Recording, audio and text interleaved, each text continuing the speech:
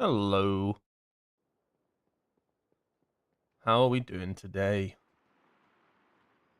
Oh, I changed my character name and it destroyed my UI. Why does this game do this? Morning. Morning.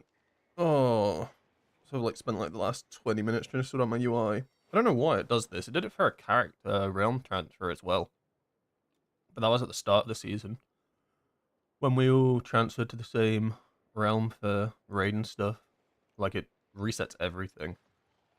And then I did a name change, and it fucking did the exact same thing. Why? A realm transfer I can kind of understand, because your character's technically a new character. That makes sense, because you're on a new realm, so it has to transfer you across and create a new character on that realm, a copy and paste almost. But changing the name, come on. So that's a little bit annoying. I think I've sorted everything out, but I wouldn't put it past me that I'd missed something important. I think all the important things are there, though. Placer works. Damage meters work. That's pretty important. Oh man, these dungeons at the moment are absolute... They're just horrendous. So many people are just selling keys. It's like trying to play Minesweeper. Actual Minesweeper simulator, trying to get into a key that doesn't require you to pay for it. Try that one. I swear to God, this guy's had his Operation Floodgate up here for the last half an hour. Oh, honest to God. He's had this 17 Resilient up for the past half an hour. I don't think this group's ever forming. I could try the Echo Dome. I don't really... Echo Dome? Arakara? I don't really fit into the comp. But when does that ever matter? And then I mean, if this doesn't work, if we don't get into a group, I'll just do my own key. Thank you for the follow, Mart Q. Appreciate it. So yeah, there's not many keys at the moment. There was a few earlier. But there's just so many note keys. I don't know if it's so bad right now. No, it's not so bad right now. There's only one going. But I swear to God, 20 minutes ago, every single 17 was just a note key. It was they're all just plus 17 resilient. And it's fine. I don't, pay for your key if you want to pay for your key, but it's more the fact, I can't fucking, I'm not, where are the 17s that aren't to be paid for? Let's just push. I don't like Q Simulator, so I'm done at Resi 12 and 3K IO. That's fair enough. 3K is the mount, isn't it? I think a lot of players just do that, right? They try to get to the 3K barrier so that they can get the mount. I just want to push. I want to see if I can get higher and higher. I think the top Windwalker keys at the moment are 19s predominantly. So I'm not crazy far off of it. We've got half 17, half 16, get a couple 18s in the bag, and then we're one keystone off the top. But easier said than done. What's you see, it's just you choose team, 30k per try, paying in advance. Oh, he gives us money back. That's fair. I like that one at least. At least he'll pay you back. That's nice. I'm just gonna do my key. It's only a 16, but I think I'll just push it. I just wish it was an easier dungeon. I don't personally think that 16 Priory is that hard, to be honest, but it just seems to have just an insane fail rate. So I guess statistically it is just a hard dungeon. Still missing Hall of Atonement ring and arrow weapon. Oh man, don't get me started on Halls of Atonement. I think I was in the... I must have done 20 to 30 dungeons of that just to try to get the trinket alone, and then I don't even run it. I think if I can get the Mythic track version of the... what's it called? Curestone Idol. I think I will actually run it over a Raz Ritual Forge. Because the benefit to the Curestone Idol is it scales really well. And you do massive pulls. So the idea would be that I'd play them both 3 minutes. And it does massive damage as well, like an AoE, and it scales well. It doesn't do split damage, is the benefit to it. So every target inside of it takes the same amount of damage, but like stacked up. So you can end up doing like these insane, just huge amount of numbers just by pressing the trinket, and then per target inside you get crit chance. So I think I'd play like that in this, but I think it has to be 730. Otherwise, it just can't compete with the Ritual Forge, really. A lot of interest. We'll take that. What we got then? 17s. My tank, I mean, the healer's good.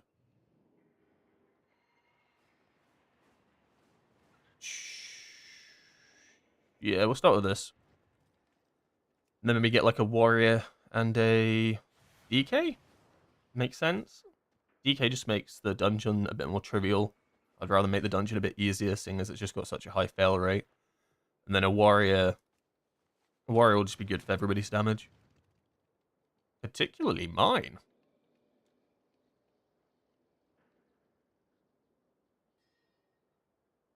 The cast drives me insane. Yeah, I think you essentially have to do it like pre-popping any cooldowns. You can't macro it to anything either, which is a little bit annoying.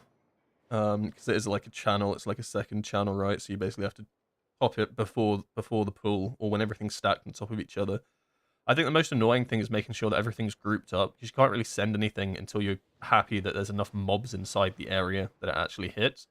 So if like you do a pull, big pull, but not everything's inside yet, you're like, shit, I need to pop my cooldowns, but I haven't got my trinket popped first. That's the only awkward thing to it.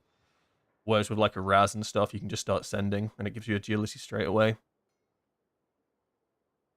I think if you can get like some really good pulls, like everything stacks up quickly, and then send the trinket out as soon as possible, it'll slap. Get the DK in. Come on.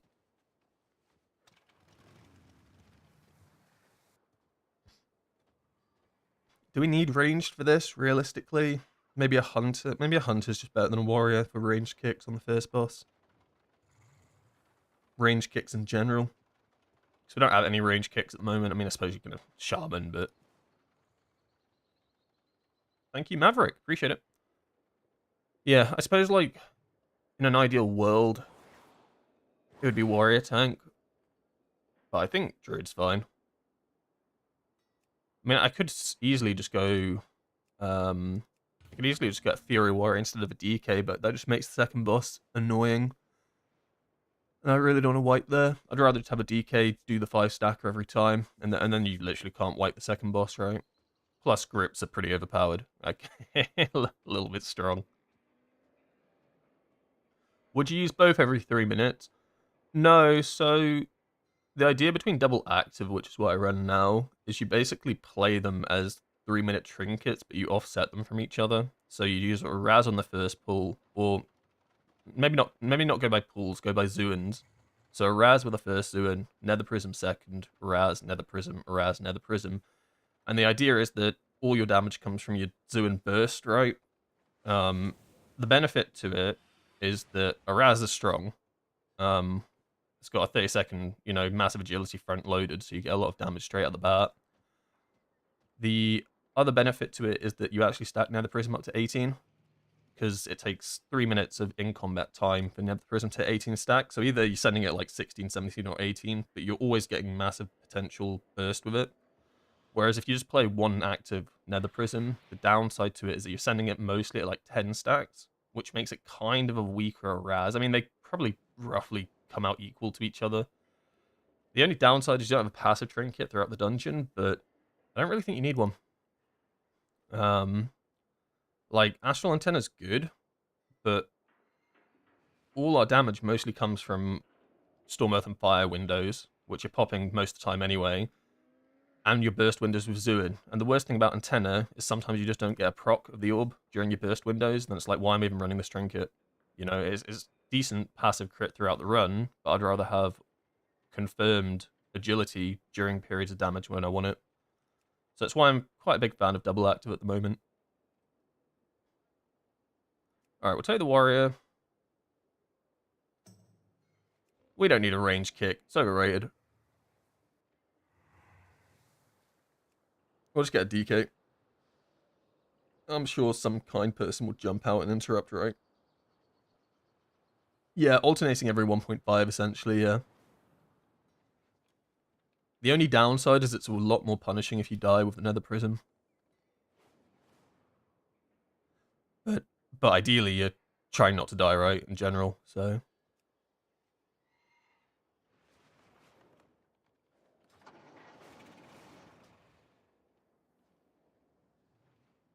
Oh, I've got to fly to the dungeon. End me. Where are we going today, Grandmaster?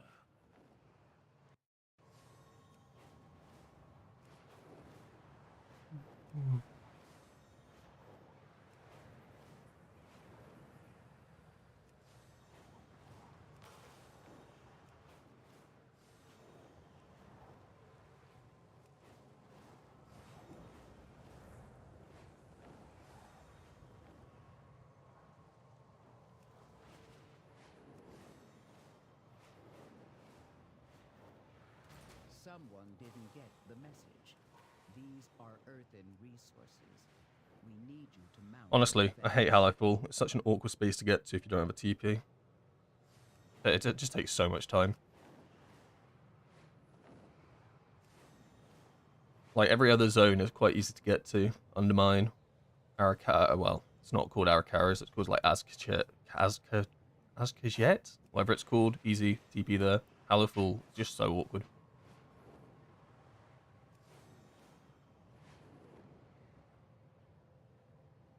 And I'm out of vigor. Oh no.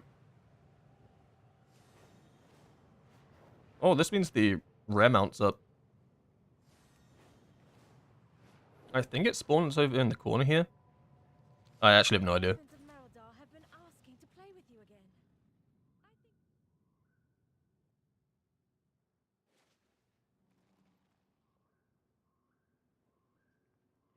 Alright, talent check. I don't need detox for this, so I'll take peace and prosperity. Just means more ring of pieces, right? Well, slightly more ring of pieces. We'll keep running spiritual focus. I just think it's better for M+. Well, don't get me wrong, I think having an extended Storm Earth and Fire is good, because it matches with the Zuin's cooldown. But I still think having more Storm Earth and Fires throughout dungeon runs is just better, because this is where all damage comes from, the Storm Earth and Fire windows, so I could extend them and get less, or have just more sent out throughout the run, and I just think that's better. Move that.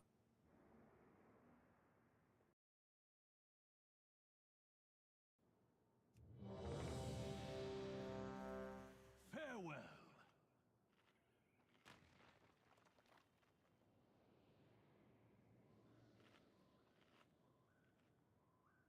Alright, pretty standard route. Big pull into 3. Well, oh, we're doing this pull over here. Okay. Well, it's not too bad. It's just got a lot of casters. So we'll need to save a Storm Earth and Fire for this. Probably. Into 3. That's fine. Yeah.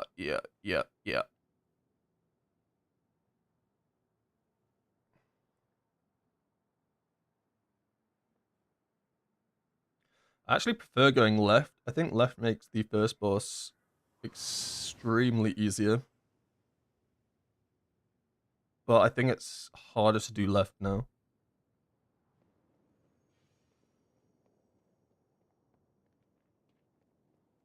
Right's easier for the tank. I'd rather have the tank have an easier life. If he gets one shot, it's over.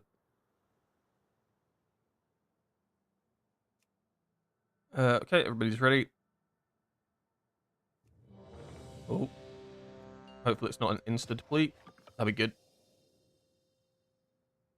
5, 4, 3, 2, 1.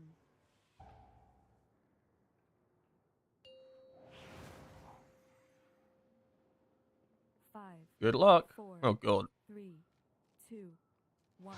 The expedition built the priory as a place. Hopefully he gets aggro here, because I want to get some stacks.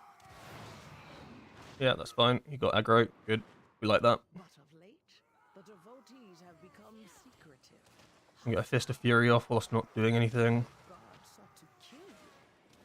And Captain Dale Cry is protecting something. Each of his And then focus the knight, try to get the knight down.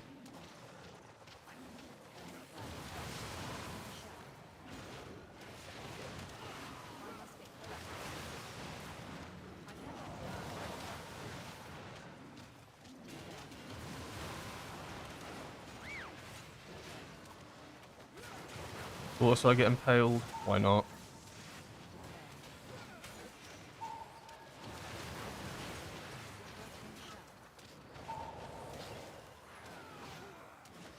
Oh, I'm gonna health pot there. I don't feel safe. Asshole.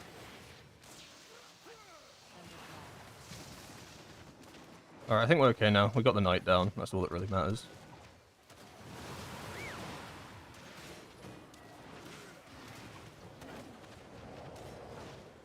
About a million defense going off right now.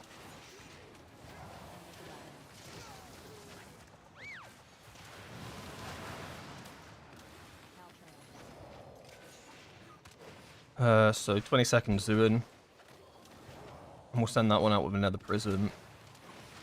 It should line up pretty nicely, actually.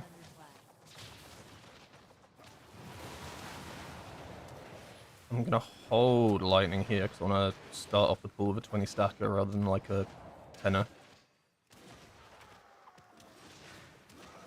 Oh, back into the corner. Okay, almost got one shot. Feels weird.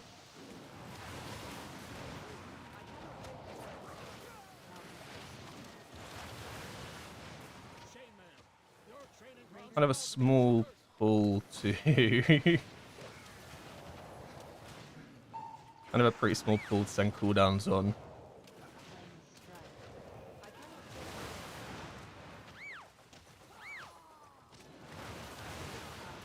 The issue of the double active that you need to... Well, I think it's most important, is you essentially have to send out Zune as soon as possible. Otherwise, then you're losing a lot from taking double active. So even if the pool's kind of shit, it's still kind of worthwhile. Otherwise you start stacking up your trinkets. Oh, that's a nasty dot.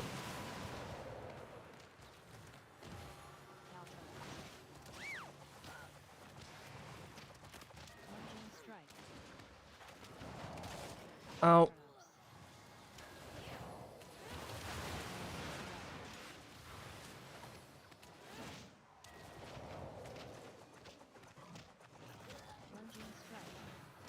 Hopefully we pull this boss up, because I got Zuin now and I'd rather not send Zuin out on just one target. That does feel bad. Please?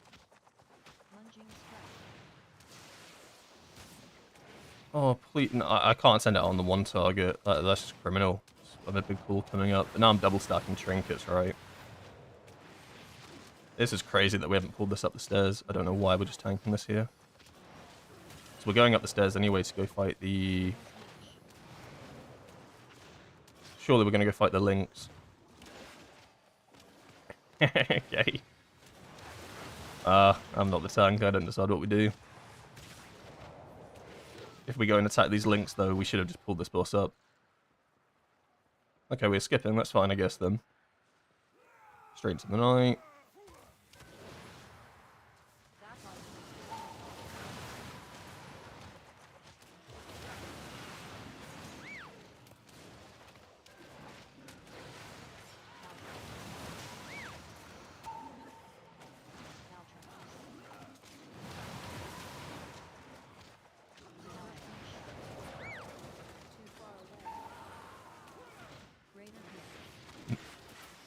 There's a tree in my way. It's a little bit messy.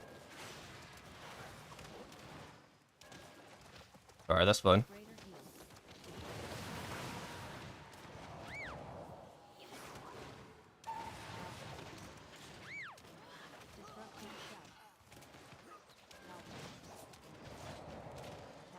I think it was fine to send the Nether Prism there. It was on 14 stacks. The issue is that I could have sent the Araz out because I held for so long. But then I would have overcapped the Nether Prism by loads, and there's just no point. And at the stacks it was about the same as what an Araz would give me, except it doesn't decay, right? What next, champ? We're just going to stare menacingly at the priest. I guess he wants the footmen behind it. And we're at 2 Stormwrath and Fire stacks. It's not great either.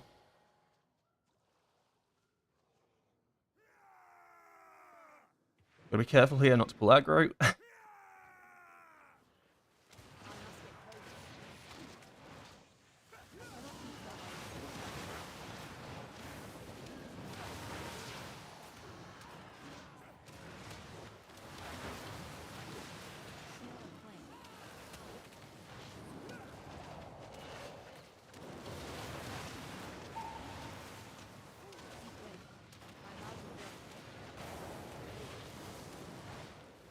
Ow.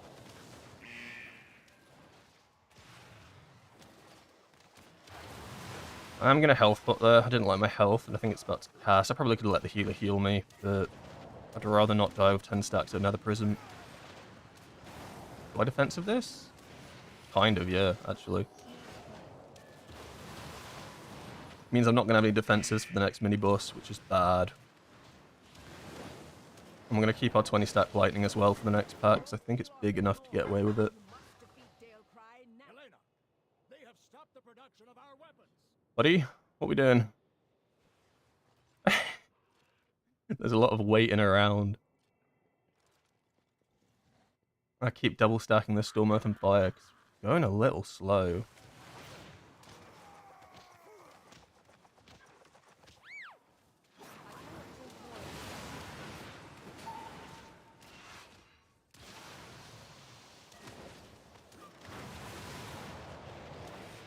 We pulling with the knight? What we doing? I mean, I guess we are.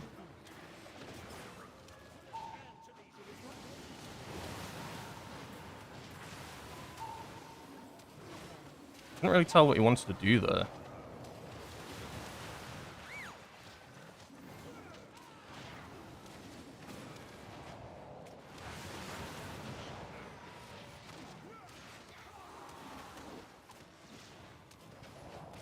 Yeah, of course the Impale's on me. We have diffuse magic up though, so we should just diffuse magic the next Radiance.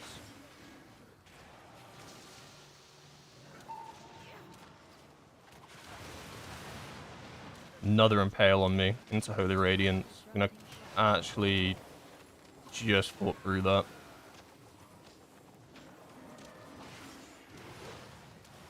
A little bit risky. But I'd rather have diffuse magic up. We go straight into the boss here. And then it casts on me and nobody interrupts. I would have popped a fuse if it was just the Radiance, but it's the fact I had the Impale on me as well. So the fuse would have done nothing against that. They seek to ambush me without my I need to target something first.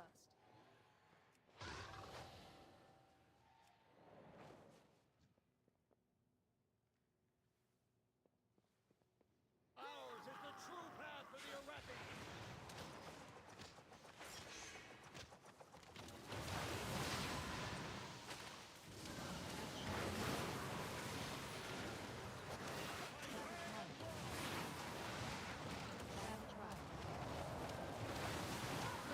Whoa, where are the interrupts, boys?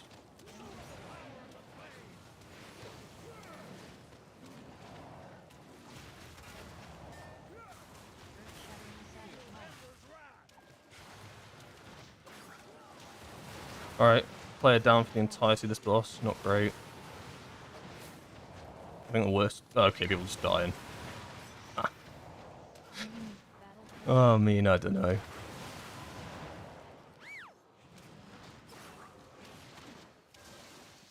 Just no one interrupted.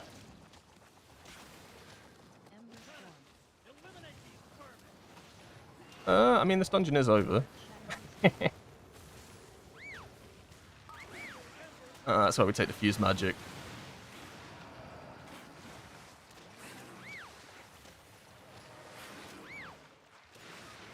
I mean, it looks like we're still trying, but we don't even have enough damage to get me out of the Savage Mauling.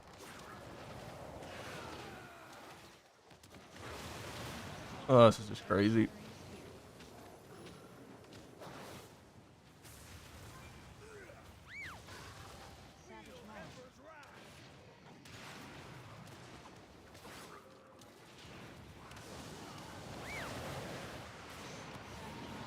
We got a CR off.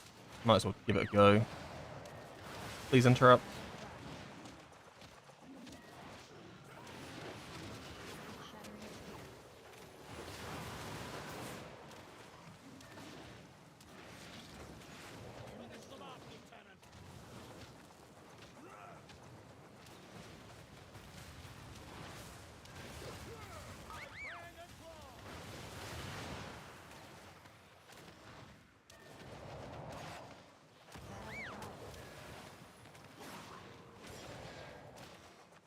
Earth-shattering spear.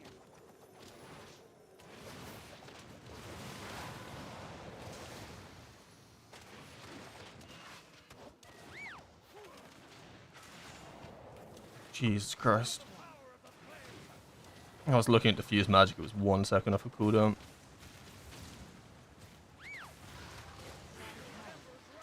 This is so cooked.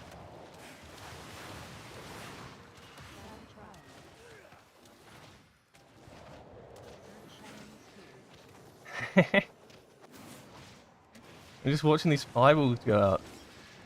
No interrupt. I don't think we have any up, that's the issue. I'm gonna have to send coolies here.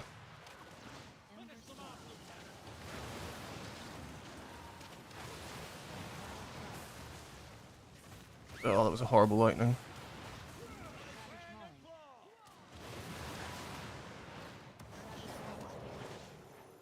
Huh? Where are you going?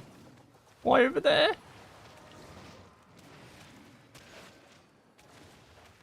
I want to save one Storm Earth and Fire, otherwise we're not killing the next Crash Pack, regardless of killing this boss. Battle cry. Oh, I thought that Battle Cry was going to go through. Ember storm. If I was a smarter player, I would have interrupted the Battle Cry and just taken the damage from the Fireball. Oh, he's fucking dead. Oh no, he's a DK, he just heals himself.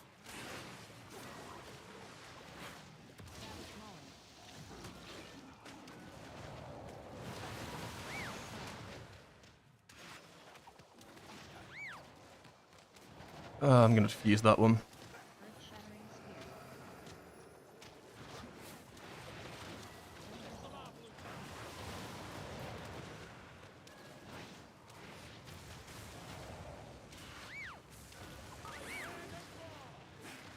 I mean, we're going into the next pack with a 18 stack Nether Prism, 2 Storm Earth and Fires, and a Zuin.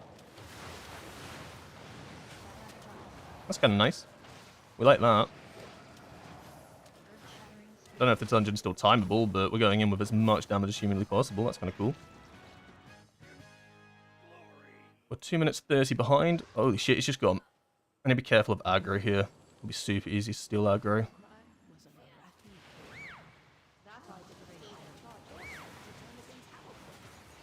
Consecration. Consecration.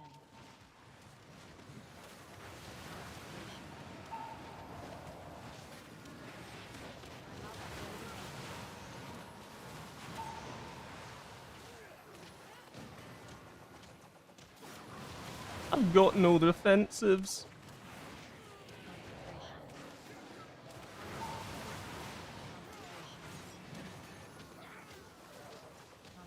I don't feel so good, Mr. Stark.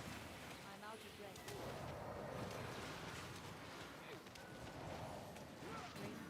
Oh my god, I don't feel good at all. Consecration. I'm so lucky I survived that.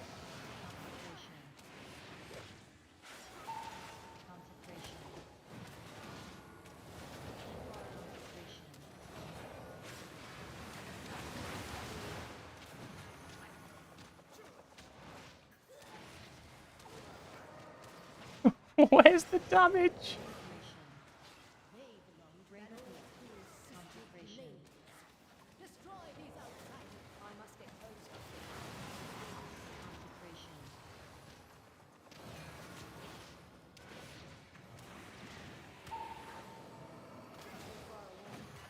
That's just crazy.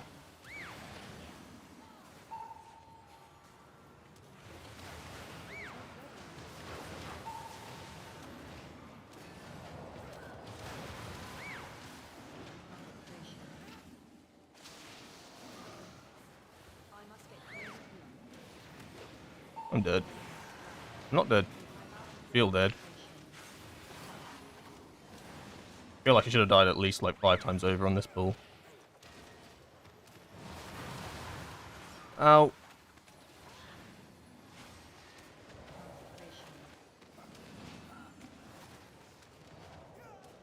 I mean, we did it?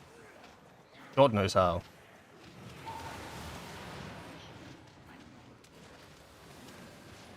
We have CC, well, I have CC for the next pack, so that's good at least. Tank's kind of on death's door.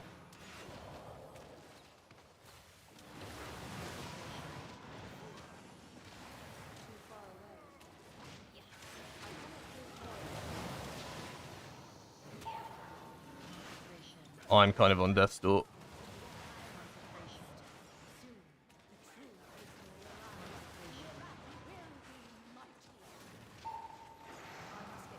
Yeah. Wish you had lasted a little longer. Don't survive then.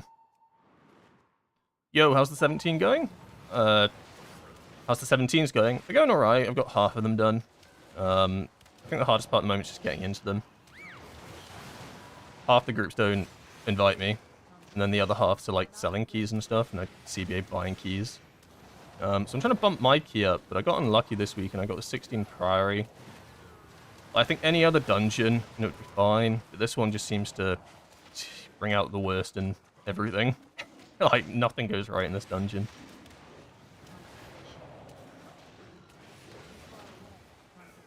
Please move them off. Like, we're still going.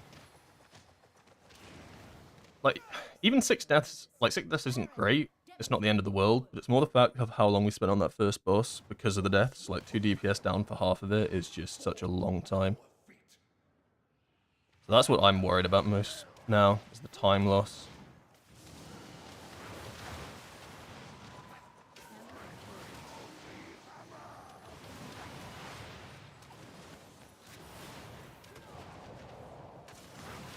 Not impossible, but we'd have to have the perfect,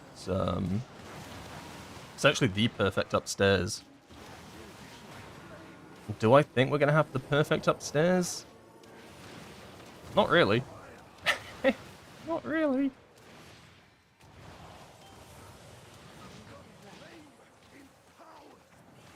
Alright, well this is why we brought the DK. He's got to deal with the 5 coming up. At least that will make this boss a little bit more trivial.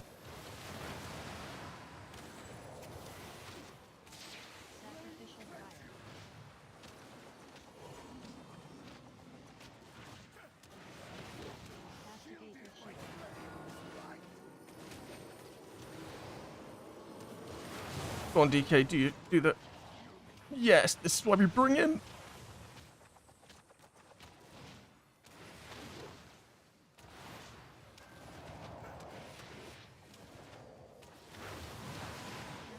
Do I run Drinking Horn cover or Spiritual Focus with double on use? I run Spiritual Focus just in general.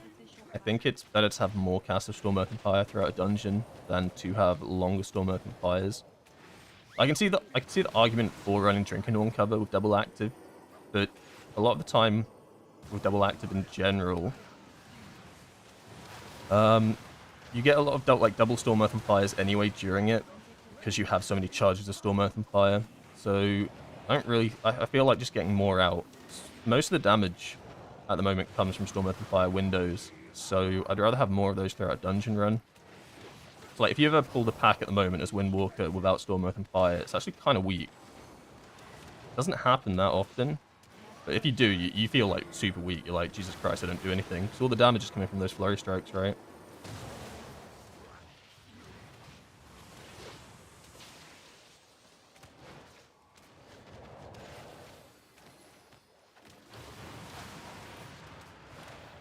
I don't want to be that guy. Why is no one doing damage? It sounds a bit toxic.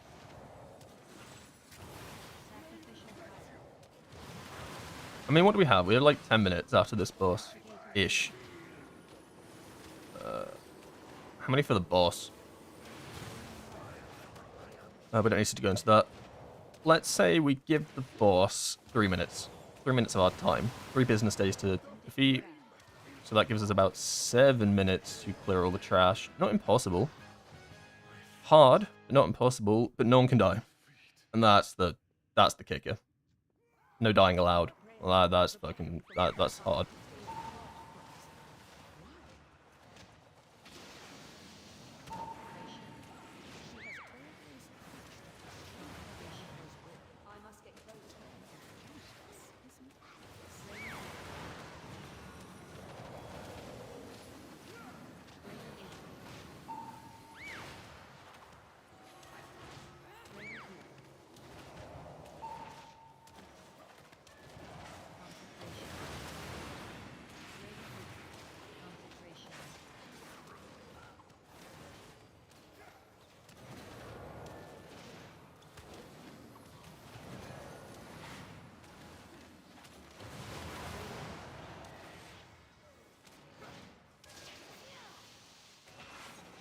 Well, this is the easiest pull of all of them.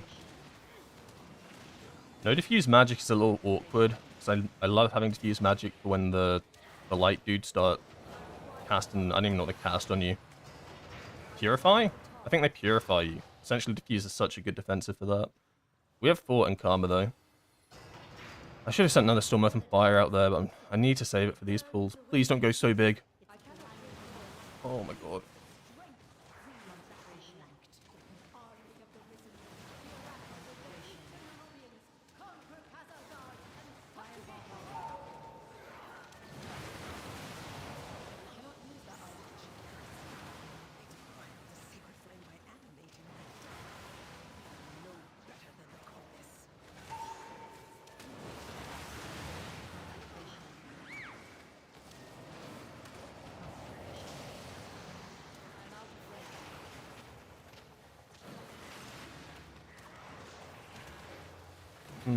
I can take that Sacred Toll.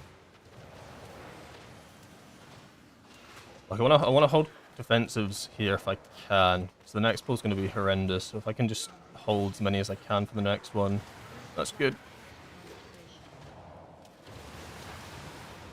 Don't have to pop for this. No coolies for this though. So it really, CC is gonna be so important. Okay. We have to send Storm Earth and Fire out here, even though we're going to delay our Zuin. We got the Purify, so this one we pop Fuse. Oh god. Don't let this pack come in. Push it back. Bring a piece it.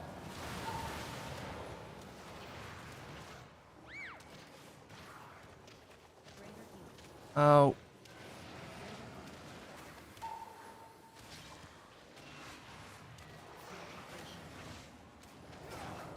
Oh, what a late interrupt. Alright, that wasn't actually too bad. And although we sent the Storm Earth and Fire and delayed Zuin, it's not the end of the world. We'll send out a Raz on the next pack.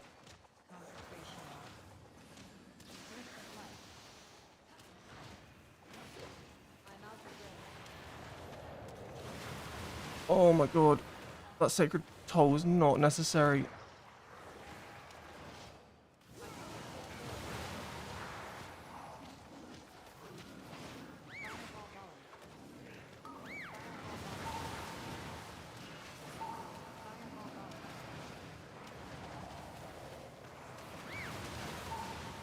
I did double spinning crane kick there, but it was a tiny bit panic mode. I had like 2 casters on me.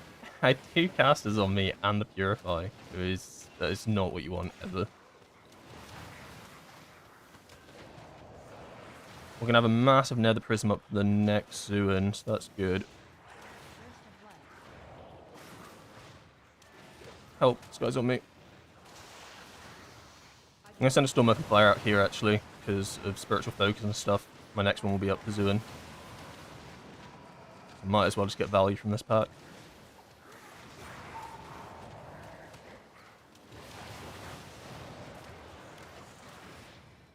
Oh well, I say it will be up. It'll roughly be up. Alright, Purify on me, so we just use magic that, doesn't hurt.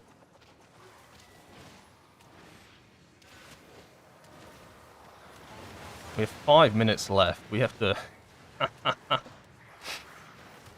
Okay. Time is not on our side right now. 5 minutes, we got to do the next few packs in 2 minutes. Ugh, I don't think it's possible. Burst of light. I must get closer. Greater heat. Greater heat.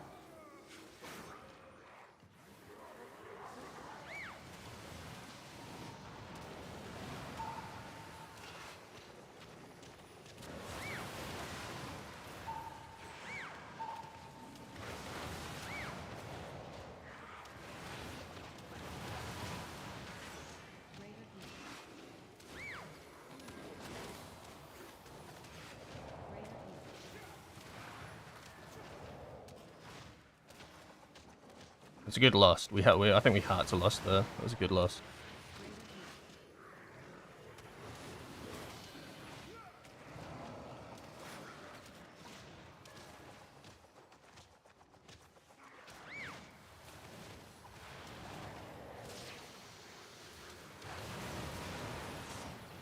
Oh, I'm gonna health pot. This is terrifying. Put me in a dying.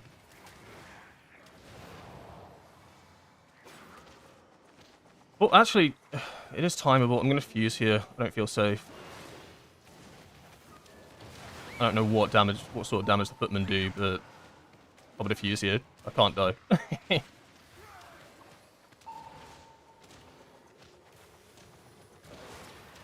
Alright, get this bozo down real quick. Help! The footman hurt! Okay, this is 3 minutes 30. I think this is doable, actually. That was a good use of loss. These footmen are going to break our backs, though. Leg sweep them so they die while CC'd. Close enough. Send with a Raz here, and then we'll nether prism the next one.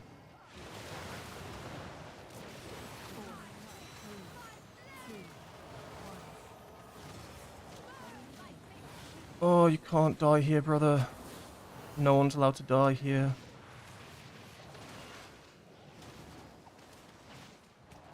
That death might be bad enough to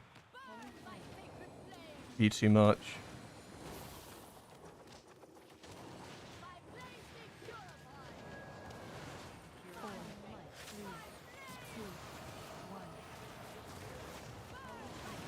Oh my god. Damage is quite high. I'm gonna push this to P2 like yesterday.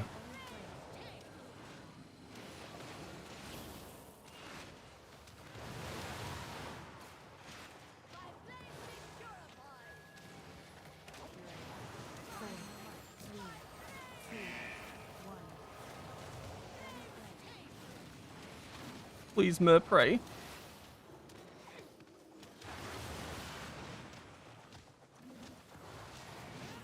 We have a full nether prism. Yep, milk the boss a little bit. We like that. Go.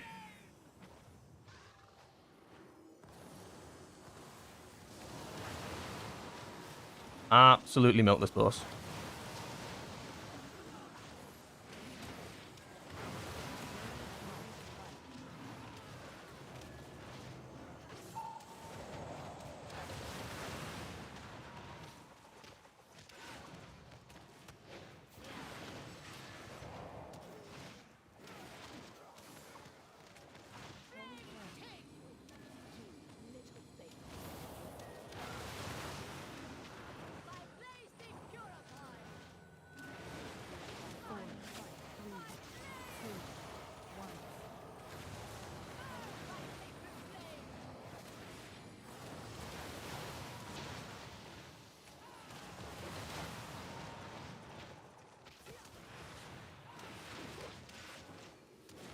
I don't think it's doable. I'm looking at the health percentage and the timer.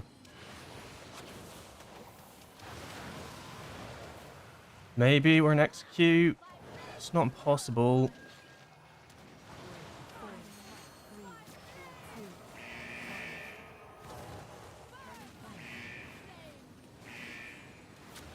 About a million mechanics on me right now.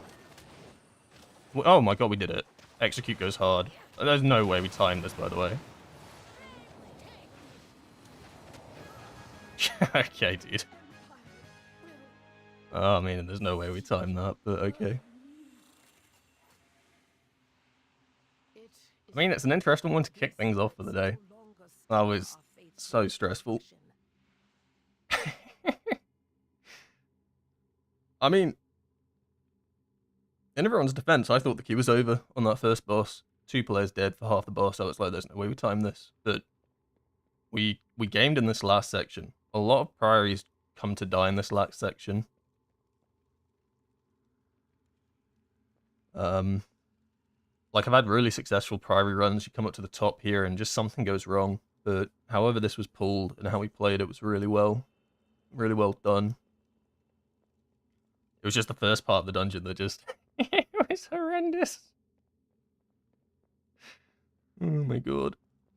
But all I care about is that I don't have to run priory again. So now we have a 50% chance we get a key that we haven't already run.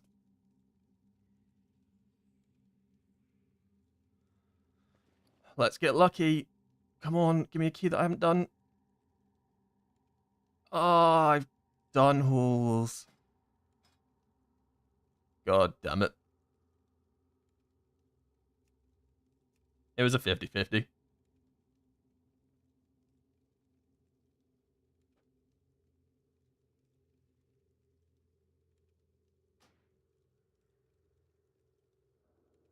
$400 million in 30 seconds is pretty safe. Yeah, I was more just looking at the boss percentage and the timer, because it was like, I wasn't really looking at the actual number itself. So I was like, oh god. So it took me back, like I was having flashbacks to the Echo Dome, where we were on like 5% boss health or something with like 12 seconds, and I was like, this boss is free. We got this guy. This is easy. And then suddenly I think that last boss has surprisingly high health though, because you're constantly getting the buffs throughout it. So the percentage looked good, but it just wasn't going down. Whereas Nerf Prey is quite squishy.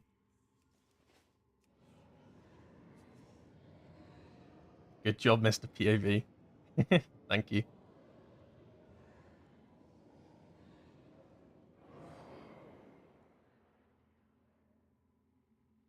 I'll try sign up for another 17, because I obviously like to play to get score, but we don't get any biters. I'll just do my 17 hauls. I actually like hauls. I'm pretty confident in that one. I've done it the most, right?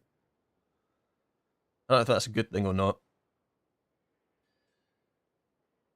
Hauls, I think hauls is deceptively hard, actually. I think, like, the first boss and the last boss are really easy in Halls of Atonement.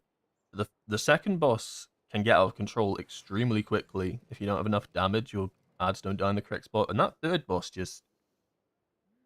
like, there's damage, and then there's whatever the fuck that thing does. Like, it absolutely nuked you. It's crazy.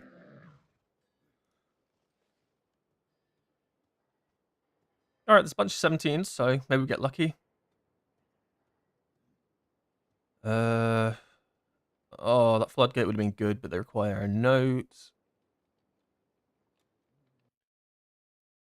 I mean, I've tried getting to a Brewmaster one, but if I was a Brewmaster, I wouldn't invite a Windwalker. But I swear this Guardian Druid's scamming people. He's been here all morning with the note blast is 17 resilient. And he doesn't invite anyone to his group. I think he's just flexing. I think it's flex. Try getting the Arakara. There's a floodgate here. It has got a Mistweaver though, so they're probably looking for like a DK. In fact, I'm like pretty confident they're looking for a DK or something like that. That comp. I'm pretty sure this group's also looking for a DK. Try this Arakara. I kind of fit into that one. We'll give it like a couple of minutes, see if anyone bites. If not, we'll just do the hauls. Oof. Declined by a lone paladin. Feels bad. Yeah, I didn't think I'd get into that one. Already has a monk in it. One day I'll see plus 17 looking for monk. Oh, that's gonna be so good. Midnight. Wait for midnight. That's when we'll see it. Another 17 Lone Hunter. So we can get in that one. Never. No, you're probably right. Never. So it's always the same. It's always mages. DKs are so popular. I always see looking for DK. DK is just everybody wants them. Understandable. Demon Hunter's interesting though. I guess they're going for like intellect damage comp. Magic damage, I guess. Have I gotten access to alpha? No, I don't think I'm going to get alpha, I'll be honest. It's been like a few weeks now. Blizzard don't know who I am. That's understandable.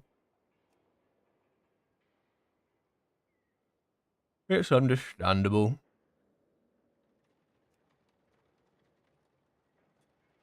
Like, I think it looks... I think the general consensus from monks in general is actually that it doesn't look promising. I'm of the opinion that I think it does have potential. And I'm pretty... There's a lot of talents that I'm quite excited about and stuff. But it's always easier to say that without testing it. Like, it's hard to judge something by just reading the text of it, right? Like, read a talent, but then how does that actually play? Like, 'cause it's easy to understand that Weapons of Order is basically new Storm, Earth, and Fire, but how does it operate with the stacking Tiger's Eye Brew, right, in actual combat situations? Combat situations, Jesus Christ, what is this, warfare? But you know what I mean, like, actual, like, encounters and stuff. Like, how does this 10 stack actually work? Is it as powerful as pressing a Storm, Earth, and Fire actually was with the damage that you get from the crit chance? It's, on paper, I can read it and be like, well, it sounds good, but how does this play? So it is hard to tell. There's a few things I definitely want them to change, but they've already just started doing the tuning changes for Alpha, and they didn't really touch Windwalker at all. They focused on Mistweaver out of the monks for the first set, so just wait, see what they do. 17 Priory? I love this dungeon, get me in again.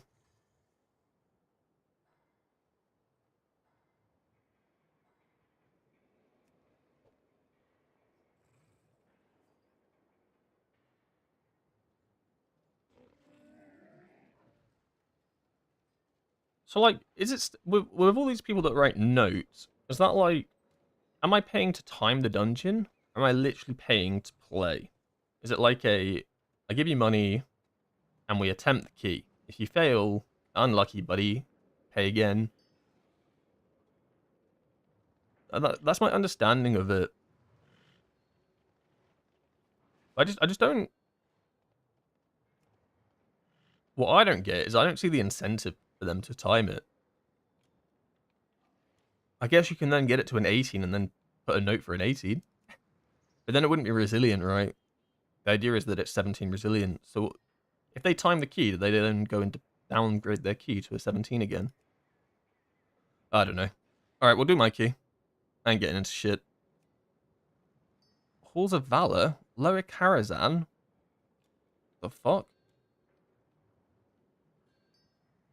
Neltharian's Lair? Core Stars? Why are they... Why is the, remix dungeons on this list? Is it the same dungeons and Raid Finder? No, it's different, but that's just they're just listed there. Oh, that's funny. Halls of Atonement isn't on... Oh, is it on more?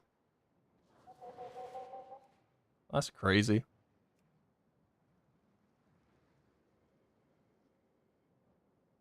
You can't require... Oh, that's item level. That makes sense.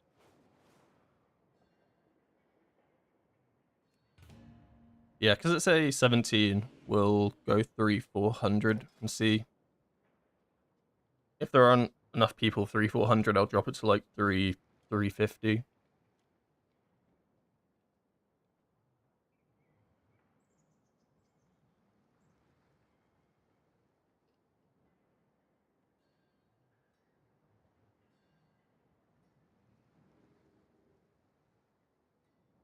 Holy druids, dude.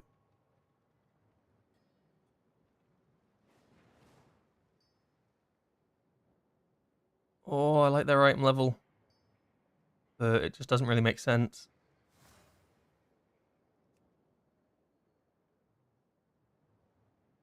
I wouldn't mind Feral. Feral's really strong.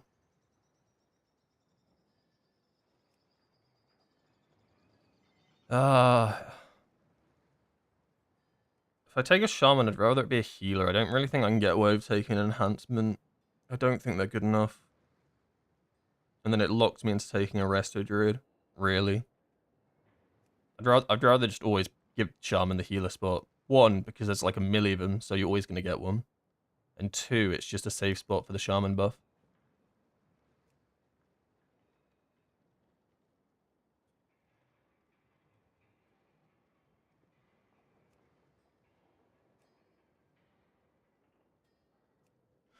Why don't I play Slicing Winds and Keys? I just think this build's stronger. I think I play it better. Like there is the Slicing Winds Shadowpan build that is possible, viable, can be played at high level, but I just prefer this one. I think it's easier to pull off. Does good damage. Doesn't punish you so much for not getting Gale Force windows correct and stuff. Basically, this one I think is more consistent. I think consistency is probably more advantageous.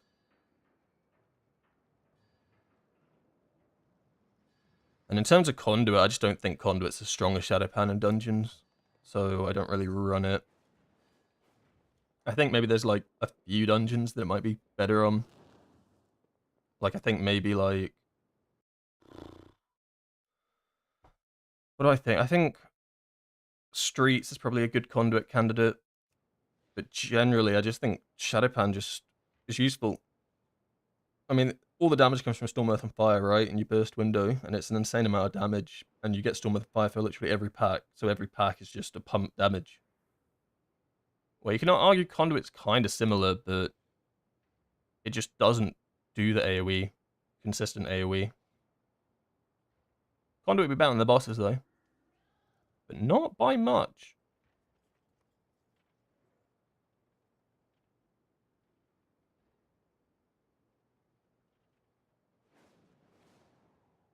Right, let's give the Shaman a shot.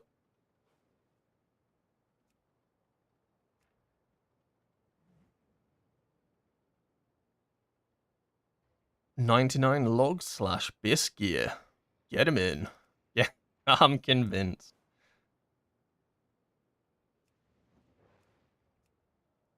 And then I think Warrior Tank and a Hunter, or Druid Tank and a Warrior.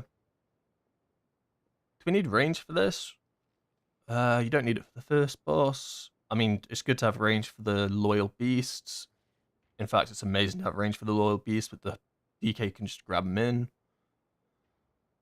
Second boss, range is okay, but things get stacked anyway. Third boss, no, don't care. Well, it's not bad to have ranged, actually, when everybody's got the debuff on them. I think it's fine.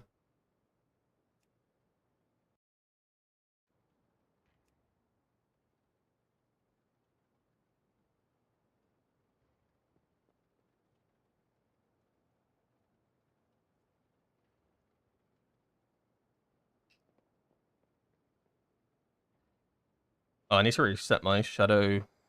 I need to reset my stacks. Where are we going today? I don't really want... I mean, it's not the end of the world if I go into the dungeon on 8, but I'd rather go in at 1. And then try to keep it at 1. Take off the Nether Prism. And then just start smacking this target at me. Thank you for the follow, Reese's. Appreciate it. We need to get to 7. 5, 6. I can probably just also attack it to 7. I don't want to go to 8 because I have to do this whole thing again. Go on. One more auto? Nice. Alright, that sets us to 1, which means that we'll unleash Shadow Flurry Strikes straight away when we proc it.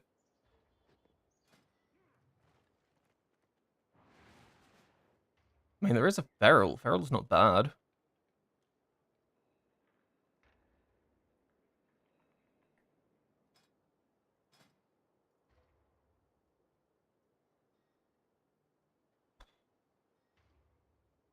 Paladin?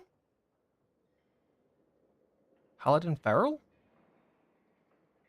No Warrior's kind of bad, but I like Paladins. They're pretty tanky, they got good CC. It's just the last choice. I mean, Feral would give us burst buff, and they do a fuck ton of damage. Yeah, go on then.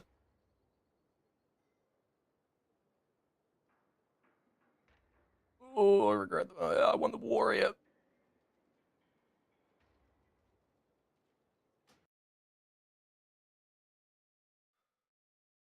Maybe I should have dropped it for the Warrior. I think Paladin's fine. The downside is a bit less damage, but I think this is a fine comp.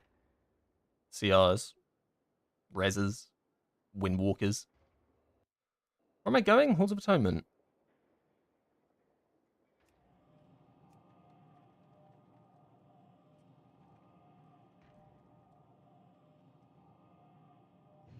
Good luck. Thank you. I think this dungeon's fine. I think where you end up wiping most of the time is probably... I don't even know, actually. Where do you end up wiping mostly in this dungeon? It's mostly near the end. Well, not the end, the middle section. Like, the end's kind of chill. Also, I need to put my cape and my fucking trinket back on, because I forgot that. That'd have been bad. Does the Shadowpan setup just work for M+? No, it works for Raid as well.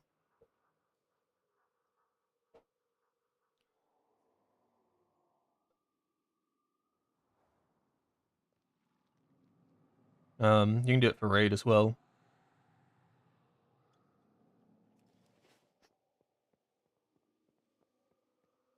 For Raid, it can be a bit annoying, though. The only annoyance with Raid is if it ends up going off of 1, let's say it goes back to 7 or something, then in between, like, bosses, you're trying to, like, reset it on trash packs. That is a little bit cringe. In M+, I don't... If it messes up in M+, I don't go out my way to try to reset it, because it just takes too much... It's a lot harder. On Raid trash, it's not as hard, it's just tedious.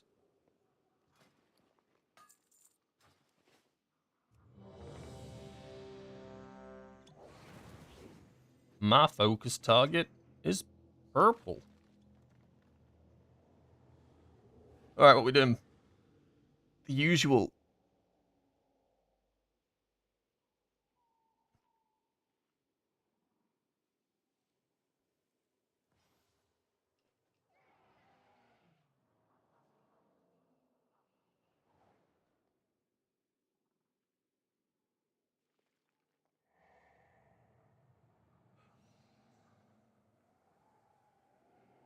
Alright, we are skipping quite a lot, actually. How are we getting away with this? No slasher here, no slasher here. I don't know, the numbers work out. I don't care. Run it.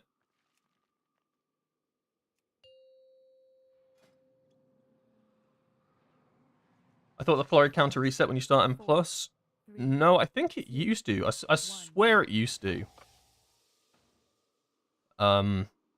The actual, like, discharge doesn't, so you can see it's still at 1 here. The actual flurry strikes itself does. So, like, if you started the dungeon on, like, 200 energy expended, that will reset to 0.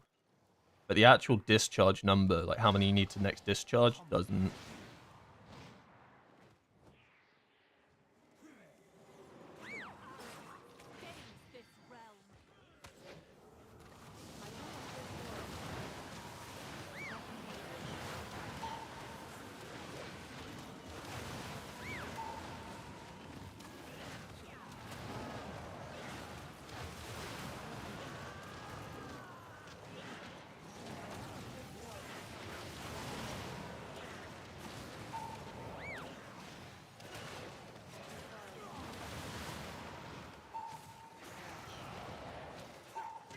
Oh, ferals do so much damage, I love them.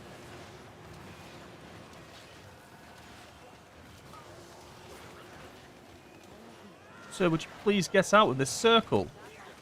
That's crazy. Man got a massive circle on him. Stands on everybody. Not my problem.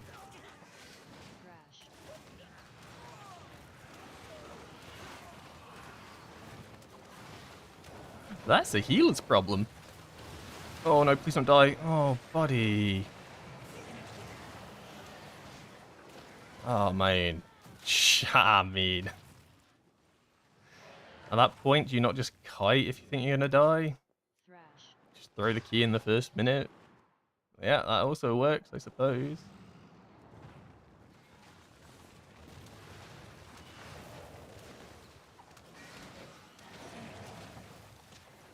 Reset? Yeah, man, we can reset my key to a 16. You wanna do a 16? Sure, man. Oh.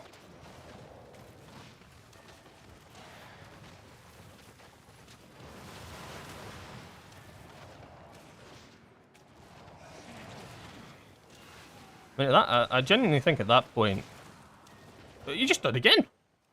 You just did again. Thrash.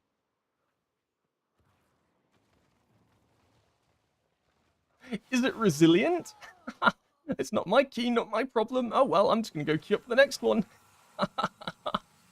I hate people so much, dude. Oh my god. Reset? Is it resilient? No? Oh, unlucky then. I'm gonna go queue up and throw someone else's dungeon. See you next time. Bye bye. Oh. All that hard work. Remember that priory when we were scraping the barrel? It was the tightest dungeon. A few seconds left on the timer. We got it. We got our 17 key. And within 1 minute of the next dungeon, all that hard work gone. Oh, I love it. Oh, I love this game so much.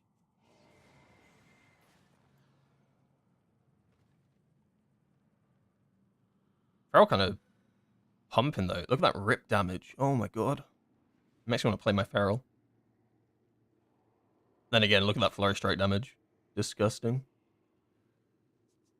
I hate people so much, dude. Tank made out of paper. Well, this is my working theory, right?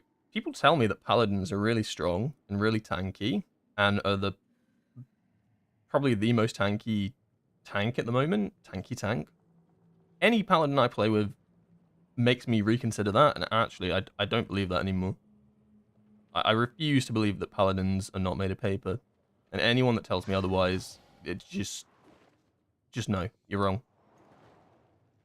I took a gamble. I thought maybe this one wasn't paper, but they swear to God they are paper, they just die. Too much bleed stacks from the bear. Should have kited. I guess.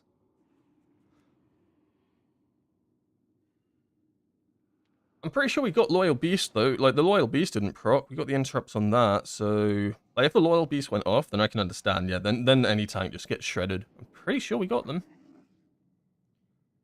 I swear to God, this Guardian Druid, I don't know what he's doing. He's just... all day. 17 Resilient Floodgate.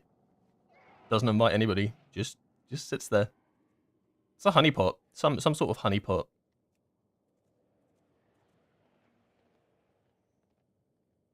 Oh, I'm not getting into any of these groups. My 17! Where'd it go? I just don't have the mental for so many fails. Oh, neither. But I do it anyway. This is annoying. Like, for some reason, because they've added the Legion Remix dungeons to this dungeon pool thing for some reason, it's removed Halls of Atonement. It's not even on this list anymore. So now you have to like literally check all the options. Find Halls of Atonement and then set it to M+. That is a little bit annoying. It's... The bright side is it wasn't a key I needed timing. You've got to look at the silver linings here. And in theory, I think Halls of Atonement is an easy dungeon to time.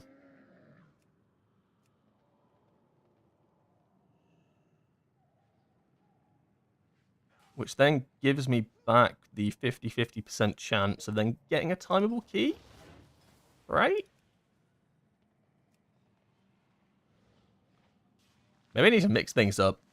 Stop trying to play this crazy physical comp. Maybe it's just not worth it. Just take the good players. What defines a good player?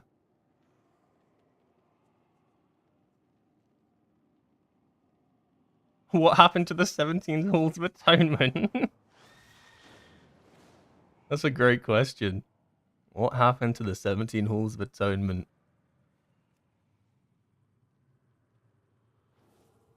What 17 Halls of Atonement? I don't know what you're talking about. I've only ever had a 16. We don't talk about that. Genuinely though.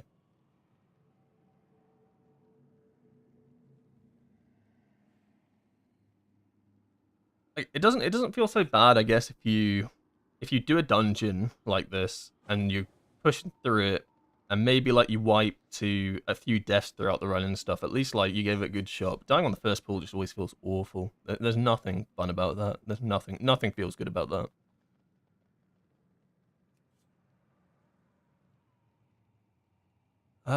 Do.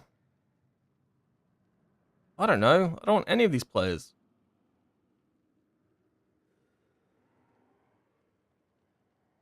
Oh, go on then. I'll just get carried by a Preservoker.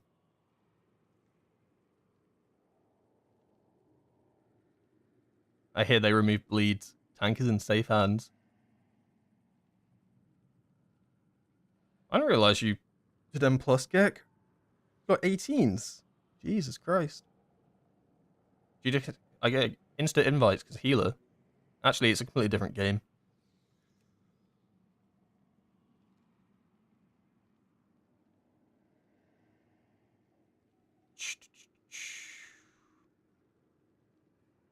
I have no idea what I'm looking for here.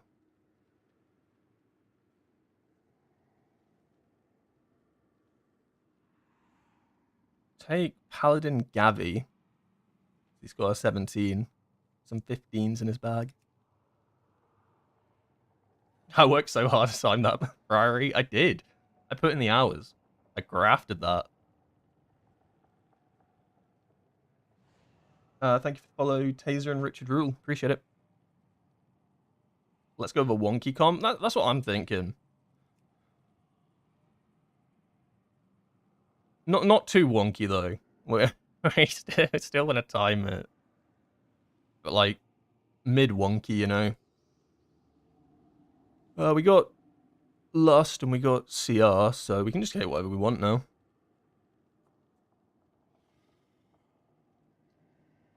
Still probably want some CC. How are Arcane Mages? Are they good? Isn't Demon Hunter just better? The better Arcane? They are melee though.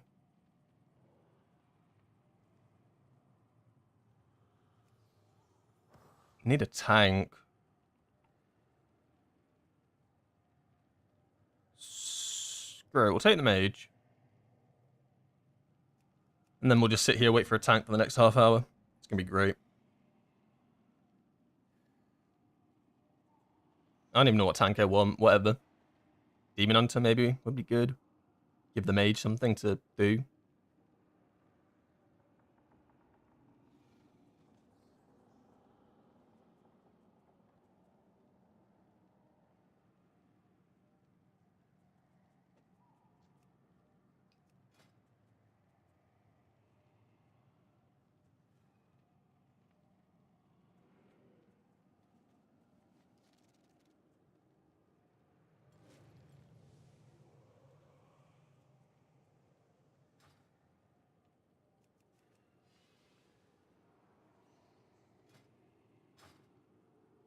I could mix it up.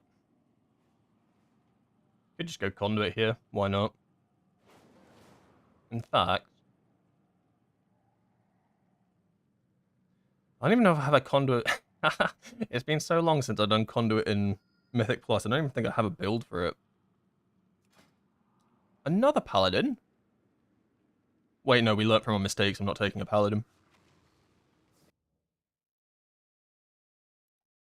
Go Slicing Winds, Shadowpan. I'd prefer to just go conduit.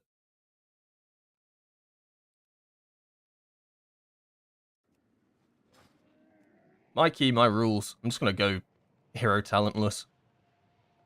It's probably conduit AoE post tier set ZBG. That sounds right. No, it doesn't. I don't want. Do I want ZBG in a dungeon? I mean, it'll be good in the bosses. It does mean more Rising Sun kicks in AoE though, which kind of sucks.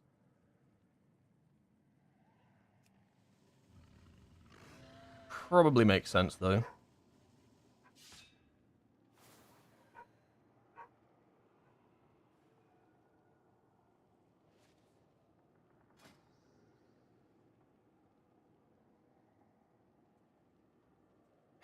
Never learn from your mistakes? No. No. I mean, eventually I'll get desperate enough, I'll take any tank, because I just want to do the dungeon. Which tends to be my problem, right? Like, my problem is always that I get very impatient, when really you should probably wait to form a group that you're happy with. But when I'm sat here, and no tanks have signed up, and I'm just like, Jesus Christ, please, I want to do a dungeon. Then you just take whatever. And that usually ends badly. Fuck it, maybe I just tank, you know? Thoughts? I haven't played Brewmaster in a while.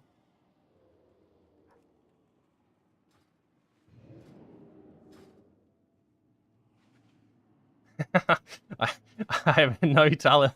No, I do have talents. I don't have the gear for it. Did I tank before? Yeah, I can play Brewmaster. I've done my 12s on Brewmaster. Oh, there it is, dude. Okay. Oh, no. Oh, you know what? Sometimes you gotta... Look. Sometimes in life, not all Paladin players are the same, right? I trust Claire. Claire's gonna... Like, it's good to let classes and specs redeem themselves, right? Because now in my mind, I don't want to play with a Paladin tank. But then that keeps me from inviting Paladin tanks to my group. I can't do that. So we're gonna... Claire's gonna do something special here. This doesn't look like Battlefield 6. No, it doesn't. Bro, there's a dog barking outside and it's actually going ham right now. Can we hear it? I mean, I think you can hear it. If I talk, you'll hear it. It's losing its fucking mind out there.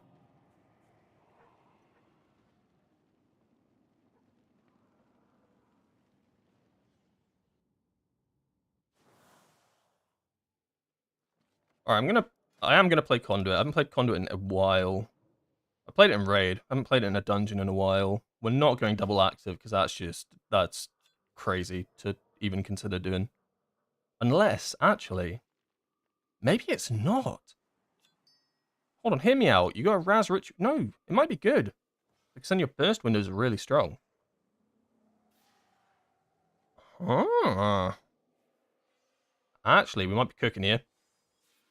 We are going to go double active. We are going to take ZBG.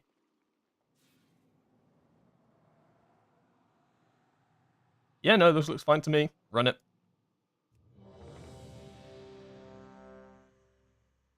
Let's make sure Slicing Winds works. Cool, Slicing Winds works.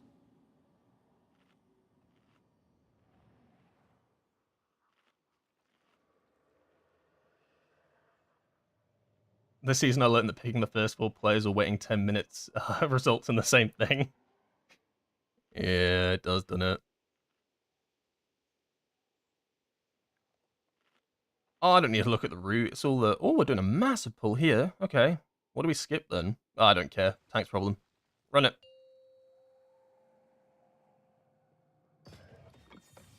Five, four, three, two, one.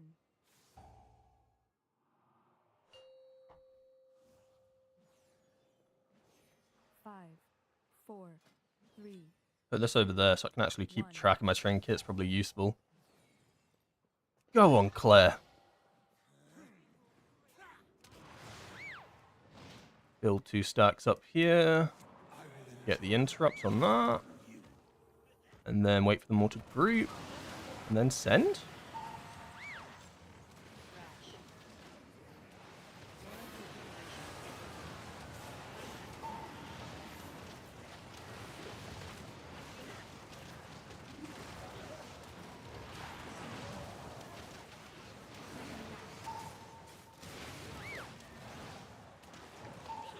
Double Storm Earth and Fire here? Yeah, I think so, actually.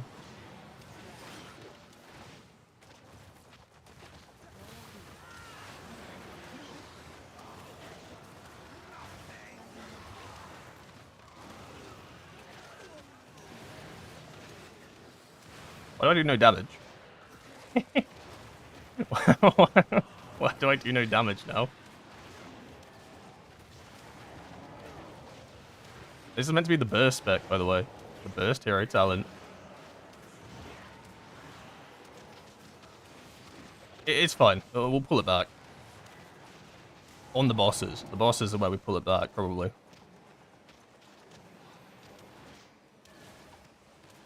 I like Gabby kind of popping off, though. Claire not dead yet. Okay. Okay.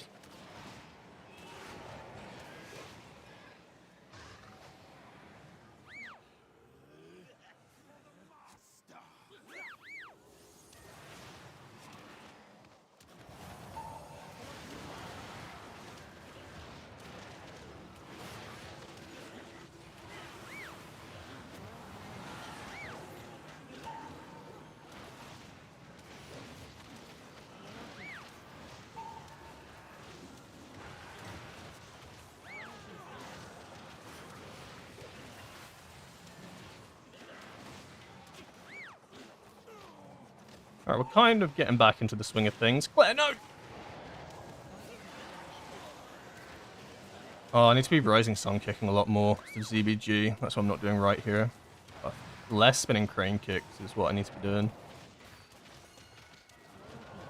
Oh, Claire?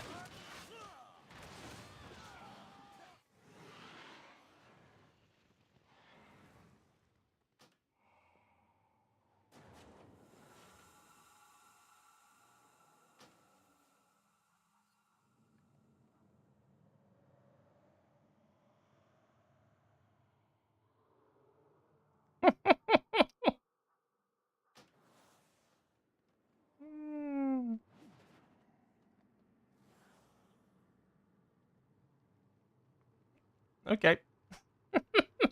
Okay.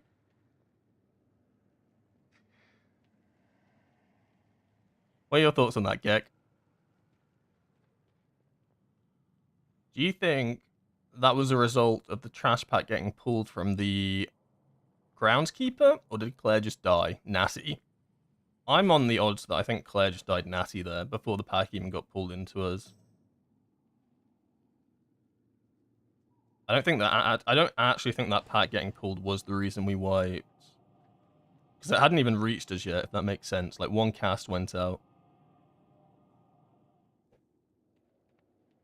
Shit, I just say run it back.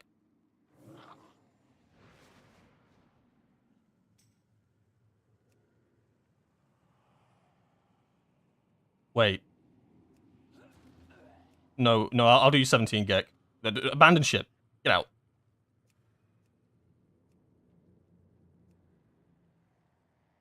Hold up. I've got insider information that I'm going to get boosted in 17 Floodgate.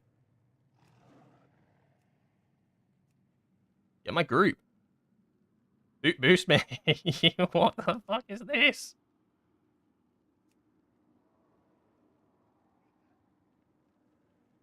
Apply? I'm being made to apply for this group. That's crazy. That's actually fucking insane.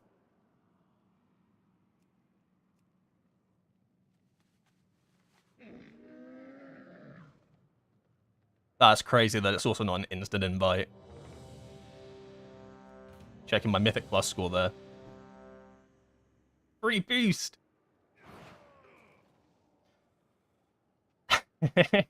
Hell, you were the chosen one. Oh, I had hope. I mean, that pack getting pulled was not great, right? The groundskeeper did run into... I mean, I think it probably would have been a wipe anyway. Maybe not, actually. That pack's not too bad. It's got, like, one caster in it. I don't even know what it is in. I don't know. Now back to Shadowpan? Yeah, 100%. If it's an actual key that I'm trying to time. Not that I wasn't trying to time that one, obviously, but... for Floodgate as well, especially. 100% Shadowpan. I mean, every single pack in this dungeon is massive. Big Mama loves Crackling Jade Lightning. She loves getting zapped. The duo boss as well is pretty nice with Shadow Pam. Shit, even Swamp Face is nice with Shadow Pam. What's the sandbox talent environment? It's genuinely just my AoE build. It was where I was it's what I use for everything now. It was mostly what I was testing things like spiritual focus. And I was dabbling around with like Zuin's battle gear and stuff like that. Basically, it was the talent tree that I was messing around with when doing some lower dungeon to see what felt good. And now it's just my main build, basically. But I never renamed it, so it's just sandbox talent environment. Oh, I bet I can't even teleport to this dungeon. Fucking can't!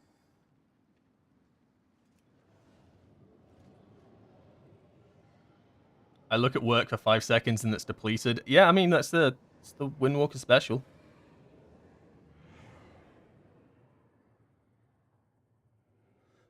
I almost timed a Floodgate 17 the other day, actually. That would have been hype. I'm starting to understand why people are saying it's the hardest dungeon. I don't actually think it's the hardest dungeon because it's hard. I think it's the hardest dungeon because the time is so tight. If that kind of makes sense. I think there's so many pulls in it. Like, compared to some other dungeons, there's a lot you have to do to get through the dungeon. Even when you're pulling trash packs into bosses and stuff like that. And then the time is just so tight. So, like, you have a couple of deaths in this one. Like, in some dungeons, like that Priory, for instance, right? 6 deaths, 2 players dead for, like, the entire first boss. You know, doesn't really matter. You can still do it. I feel like with Floodgate, you cock up once, like a little mess up here or there, and it's probably not timeable.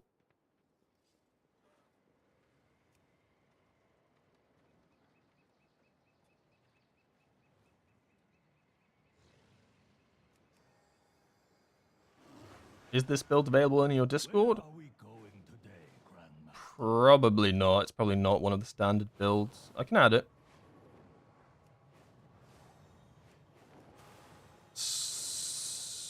Potentially. I don't know if I added Spiritual Foot. I think I probably went with Drinking Horn cover at the start of the season when I made most of the talent builds, right? So don't get me wrong, Drinking Horn cover is good for dungeons. Like, Drinking Horn cover is good. And it makes sense to run it with the trinkets that we have. But I think as time's gone on, it just makes more sense to have more burst windows.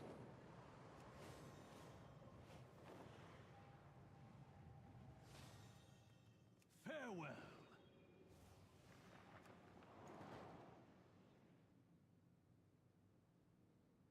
I feel like Priory's harder than Floodgate, since the damage incoming, people dying so often. I think I can agree with that. I don't even know if it's like a mental thing.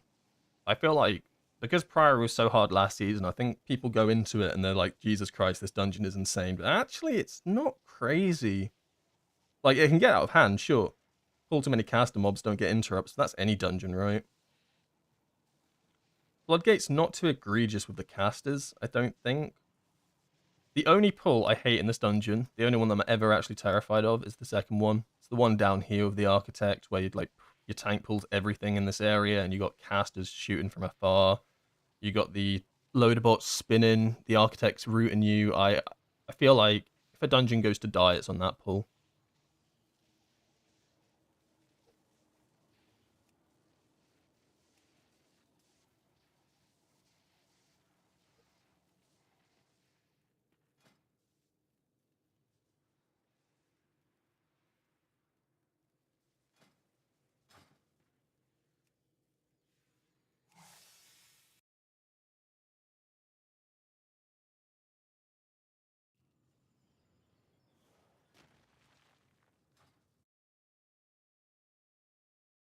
I posted it in the chat for you, Vinny. If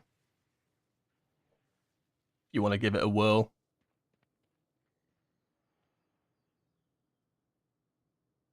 I'll channel when we kill big guy? What do you mean?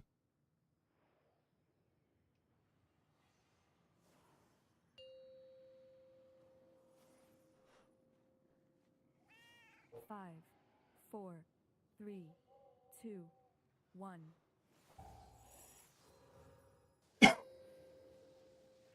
Seen some variations of this dungeon. 5, 4, 3. It looks like we're going around the long way. Self with failure, Nope. Okay, I prefer this variation. I really do. Paladin almost dead. GG.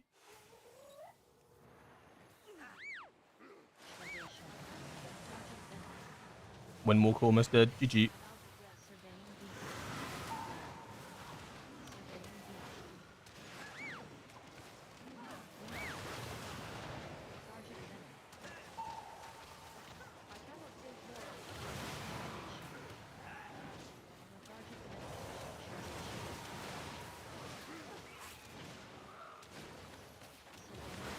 Hunter doing 40 million damage. Okay.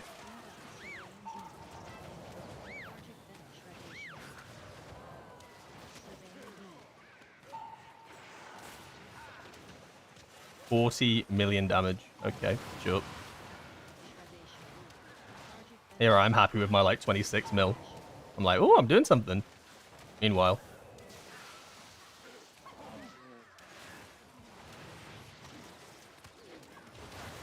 I'm just playing a different game.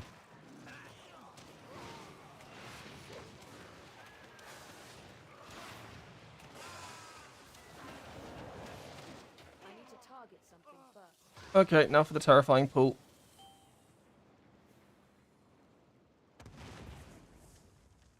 Oh, it scares me. I have no defensives either. No, is he doing this one? No, he's fucking not. He's doing that version. Hunter's pretty much dead. Get the interrupt on that guy. I'm in the water. Okay, sure.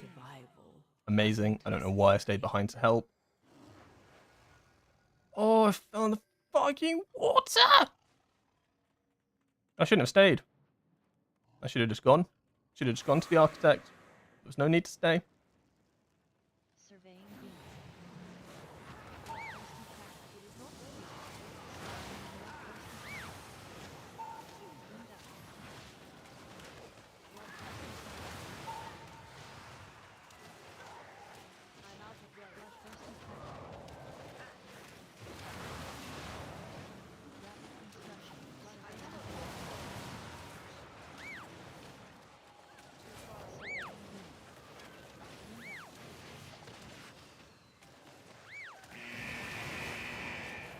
Jesus Christ.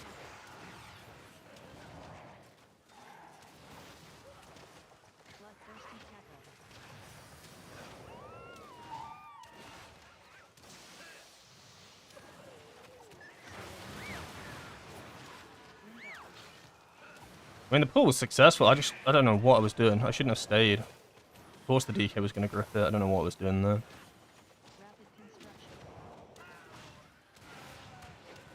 Downside to that is obviously I lost my nether prism stacks, don't get the length of prism send, so I'm delayed on cooldowns. Essentially sent out a set of cooldowns without any buff. That's not great. And I died. Not great either. I do a little bit of trolling. I'm just not going to follow him. Fuck him. Not my problem. Probably want to get the scaffolding down.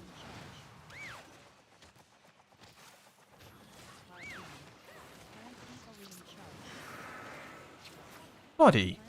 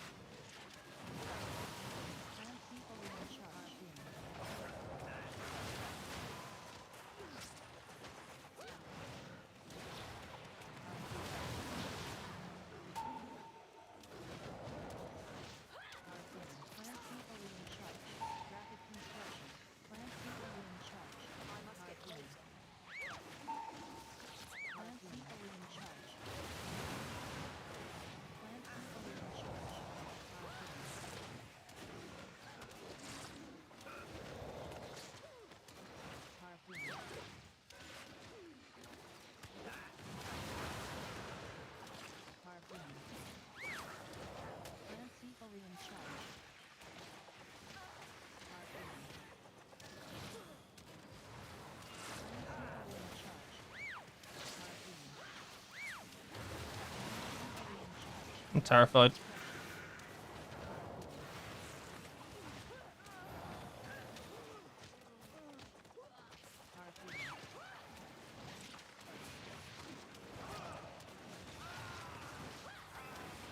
Okay, we live. I suddenly feel like I'm doing nothing. What the fuck? Oh! Get your hands off of me!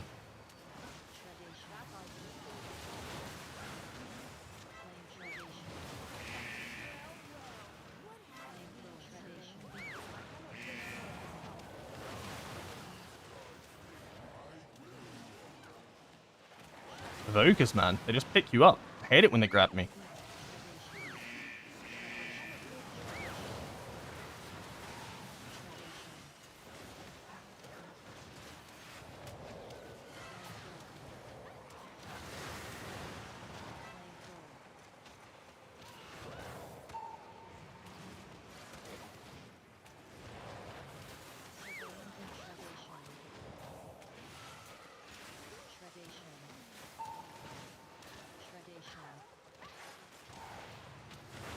I swear to God, I always time Whirling Dragon Punch for when they bring out the, the shredders.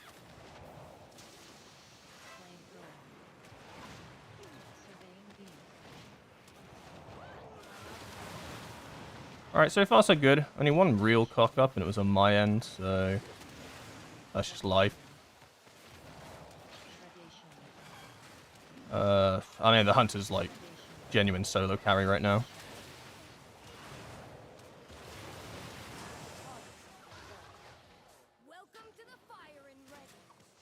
I like Hunters as well. They're going to be good for this boss.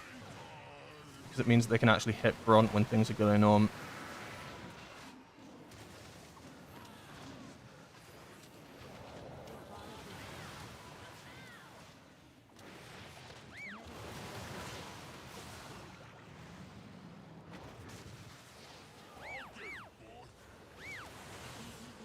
Oh, shitballs. Don't fuck me, I'm trolling this dungeon. I actually am.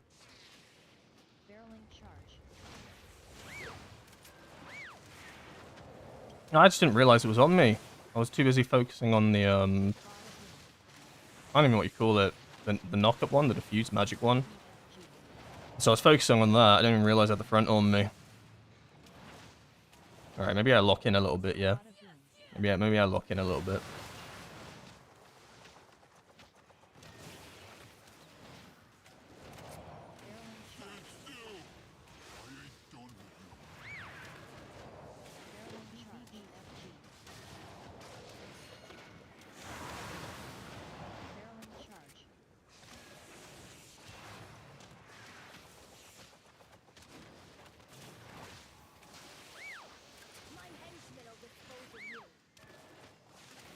Alright, resetting. I don't know. I played that awful. I genuinely played this awful. Can't take the heat? What a shame.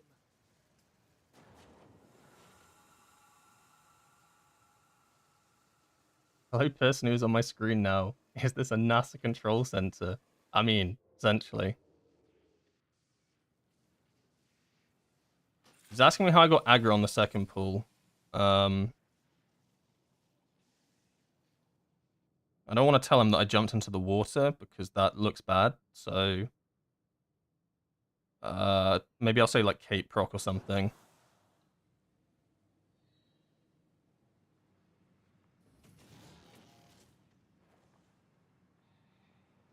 That was so stupid though. I don't even know why I did that. Is this a NASA control center? Don't worry, in midnight, all this is gone. This interrupt tracker, gone. There'll still be details, but it'll be Blizzard's version. All these, like, things that pop up. I mean, like, all these cooldowns here will be gone. The general brunt of the UI is going to stay the same. But all those, like, all the things that you see in the middle that pop up during fights, they'll be all gone. So I guess it'll be a lot easier to, like... I guess that makes it better for, like, viewing, I suppose. Because let's say, you tune into a WoW stream, right? And then you have, like, a million things on your screen. Like, and to me, I understand them. Like, because I need to track things and stuff. But I suppose from, like, a viewing experience, seeing, like, a million things pop up is just, like, you must be like, what the fuck is going on half the time? Maybe if you, like, you play the game and stuff, like, M+ and whatnot, then you're, like, you understand, like, what's going on. If someone, like, if someone, like, fresh tunes into a WoW stream, they must be like, what the fuck am I looking at right now? What the... Is Is this even a game anymore? So I think maybe that would be nice. Alright, let's try not be actually... Shredation.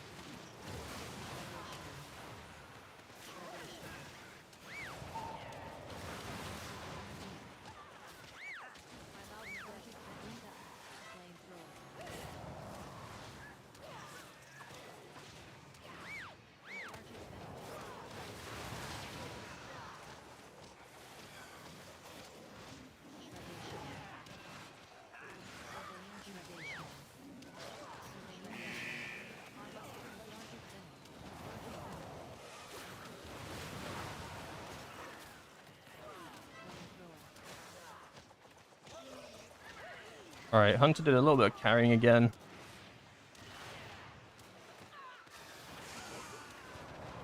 We appreciate his service.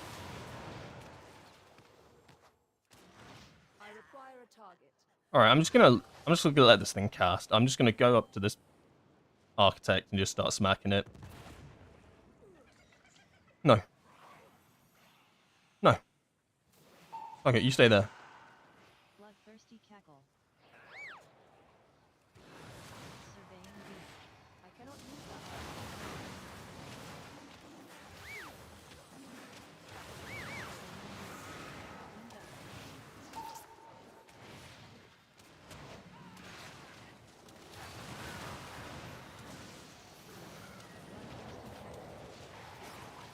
Surveying beam.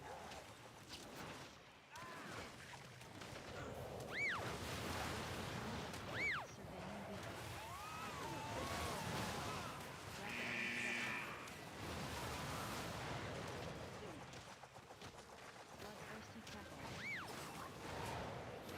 Surveying beam. Surveying beam.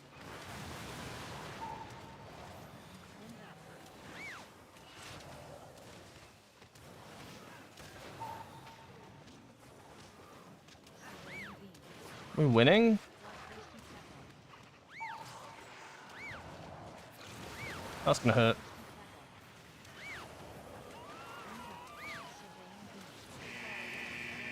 Fuck off, load of bots. Stupid load of bot bitches.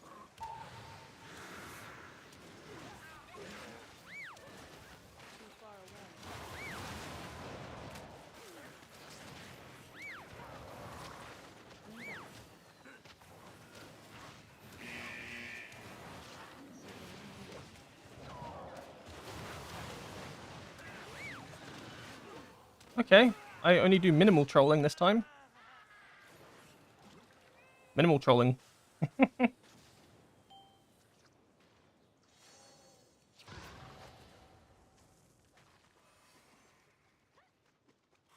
tank's in fucking danger right now. What am I watching? Give him some speed. Oh. I don't know why that didn't work.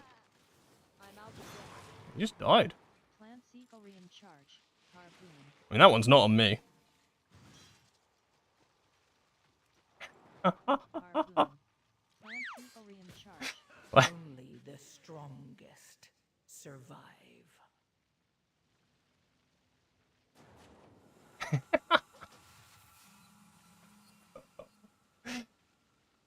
Oh, he said, can you stop DPSing when I'm pulling? Yes, I'm a good boy. I didn't touch the mobs once. Oh, I'm ghosted like that. What is the exclamation mark on ads? Great question. Basically, it tells me when they're targeting me with a cast. Essentially, is what it means. It makes like a little bit like a squeak noise, like you stepped on a dog toy. It goes. Eek. That was a really bad demonstration of what it does, but it does something like that. And the idea is, like, it's one of those things that's getting removed in Midnight, right? But it essentially allows me to know if a cast is being targeted on me, and the useful nature of that is let's say I know everyone's out of interrupts and CC, I know this cast is going to go off. I can keep track of it and then pop a defensive reactively. Which is useful, right? Like, without it, I have to keep track of what every mob's target is. Whereas if I just hear a noise, I instinctively know I'm being targeted for this one ability. I need a defensive now. So that will make things a little bit harder, I think. So you'll have, like, in packs like this, when there's 20 mobs, right? Like, you can't fucking see a thing. And, like, 4 of them start casting. It's kind of good to know if multiple ones are targeting you, because that's when you can defensive. So that's what the exclamation mark means. Something you like to share? Yeah, I can share it. It's just a weak core. It's called Targeted Spells the War Within Season 3. I'll share that.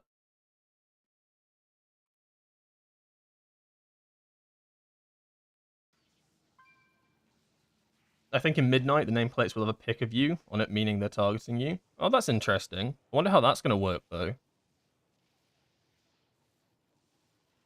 I'm going to have to, like... I suppose you'll have to, like, really know what your mog looks like.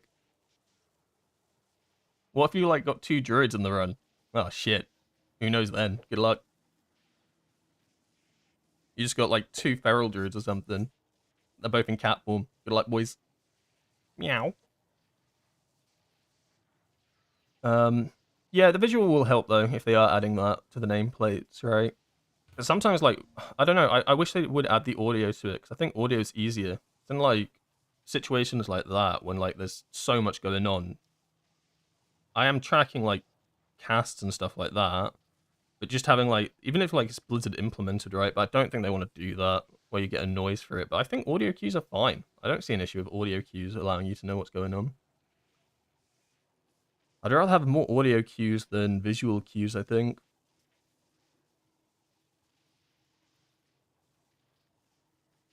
Just give both? Maybe you'll get some uploaded profile pic of BNet. Surely that works great. Oh, imagine you can just choose your like own custom JPEG. I'd choose the despair cat. Then I'd know every single time, right? I just see this massive cat that looks like the world's over. He's dooming. I'm like, right, I'm about to take some big dammy. But from my understanding as well, their intent is to make it so there's less casters and stuff like that in dungeons. Like, I might not be correct on that, but I think because they're obviously they're tuning, like, obviously Weakor is gone, no tracking combat stuff. I think the idea is that they're making things less like Rookery, where you pull like a pack and there's like 7 casters that don't stop casting. So it might be a little bit easier to deal with without having all the trackers, which is a good thing, I think, if it works. I think the worst thing would be is if dungeons stay the exact same, right? And then you don't have access to this. I think that will be pretty big. I also think Plate is getting gutted. And like I understand the thing with Placer where, like, you know, when they cast and sometimes you'll see like a line on their like cast bar that lets me know when my kick's back off cooldown. Sure, that's fine. That is a little bit OP. But I hope I like the skin of it. I like the skins that I have with Placer, right? Like, I use Jundi's profile and I like how it's all laid out with the bars. So I hope, like, at least like visuals, I hope they maybe allow you to still do that. Skin customizations, I guess you can call it. But like, obviously remove all the like stuff they don't want, because they don't want you tracking like buffs or debuffs on targets, I don't think, like this. I think that's fine. Basically what I'm saying is, don't fuck with my UI, but remove the stuff that maybe makes the game more trivial to play with a weak aura. But like, me having different colored ads, does that really change that much? Or does it just help me have a visual cue for understanding which ones are casters and which ones are not? Is that really a massive unfair advantage? It's useful. It helps. But like, going into a pack and seeing like light blue for me is these are the caster mobs. Well, that's kind of useful, right? So hopefully they implement something like that, because I don't see an issue with that. That's just visual clarity, no?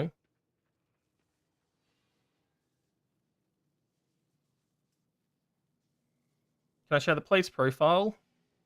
Yeah, one sec.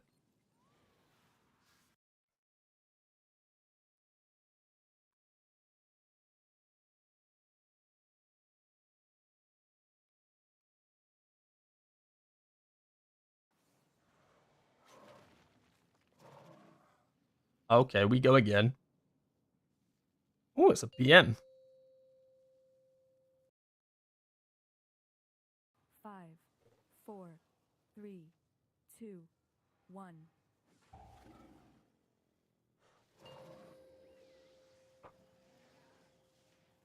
5, 4, 3, 2, 1. A kite cannot fly unless the...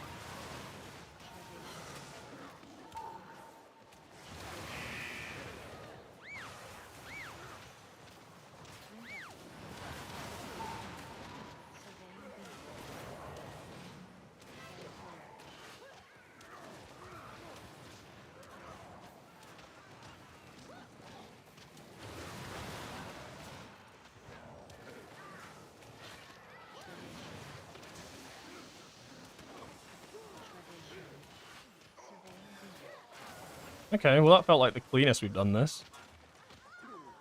We have no DK though for this next one. So he's going to do this crazy thing again where he runs around pulling everything, but this guy's not going to...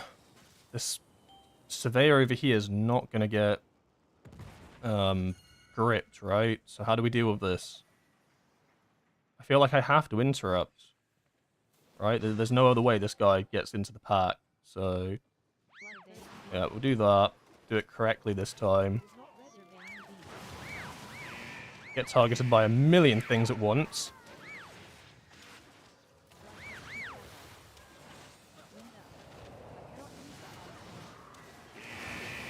Straight up a million things. I don't know if you heard that, but there was about like 500 whistles that all went in my ear at once. That was fun.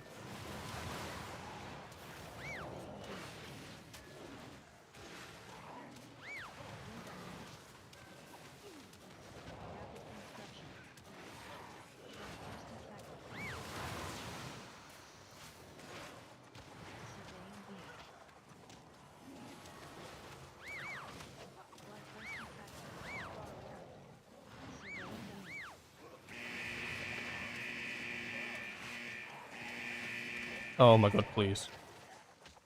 Oh, they're going to remove GTFO as well. Actually, I'm not happy with that one. And they will remove GTFO. GTFO is so useful for knowing when, like, you're in... Like, because it's...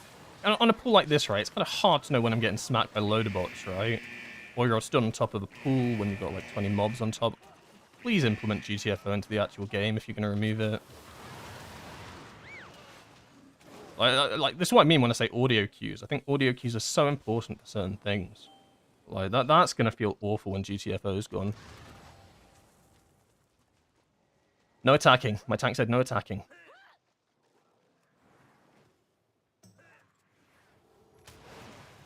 Get the scaffolding down ASAP.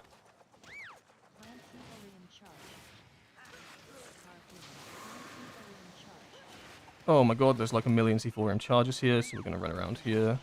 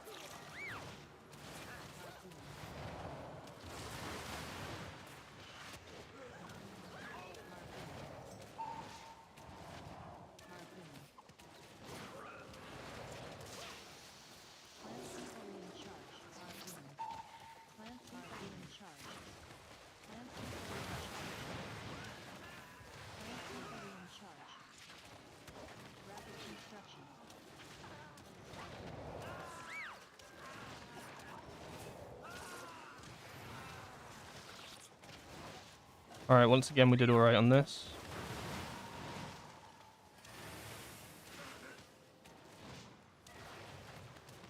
I do not have a target. No cooldowns for 10 seconds, so it's going to have to hold for a sec. I must get closer.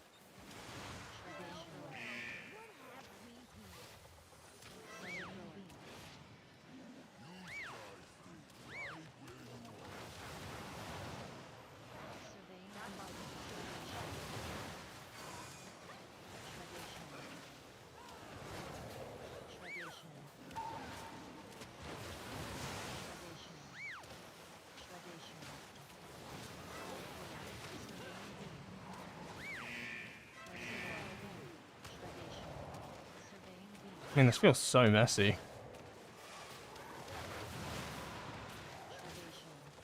Not the end of the world, but that felt so messy.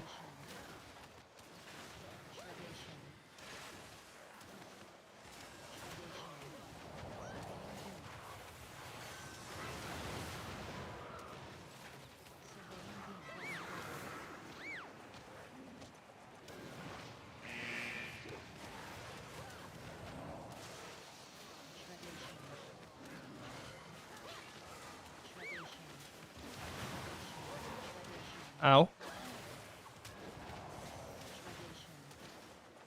Save our tank! Save our boy!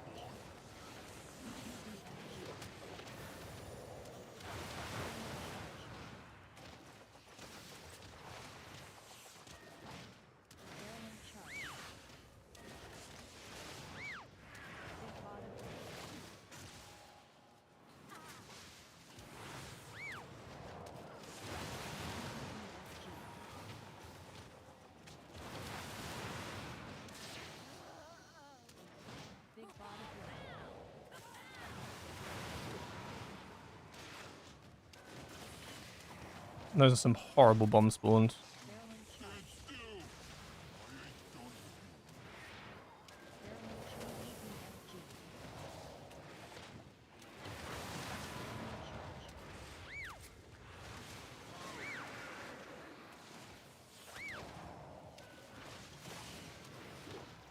Oh no! Yeah, I think it's over again.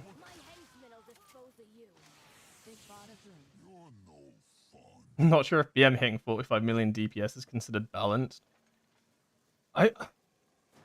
It's a lot of damage. I mean, Windwalker can hit that much, but you kind of need you need 20 stack Crackling Jade Lightning on the get-go. You need to proc Shadow Flurry Strikes first, like genuinely first on the pull. And ideally you have like a really high stack Nether Prism. But it's really hard to do straight off in a dungeon. There are some good pulls within certain dungeons to do it. One of the best ones is Priory. When you get to that pack after the first boss, it's probably the easiest one to hit like 40 million damage. But you do need like everything pretty much set up for it. Ideally 2 Storm Earth and Fires as well. Back to back. Shadow proc. 20 stack, well, 18 stack in Nether Prism helps. Well, you don't have to have 18 stack Nether Prism, but many stacks as possible. And then you kind of need to make sure your positioning is really good as well. So on that sort of trash pack, you're moving backwards a lot. So you tend to be in front of the trash pack. But the issue is Flurry Strikes hits targets within the 6-yard range. So positioning is quite important for Flurry Strikes as well. It's why you kind of almost want to be inside a pack when you're fighting it, when you're proccing flurry strikes, or as close to it as possible. If they're like outlying ads and stuff, you just don't hit them with the shadow. Like they have to be relatively close. So positioning is quite important for our damage as well. Yeah, 40 million on pull. It's pretty crazy. I'm glad he's on our team.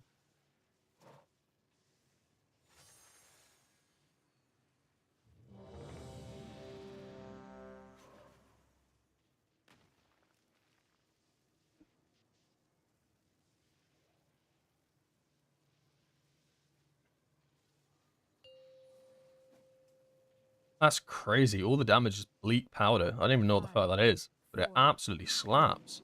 2, 1.3 billion from just bleak powder. I don't even know what that means. Is that just an AoE ability, I imagine? 5, 4, 3, 2, 1.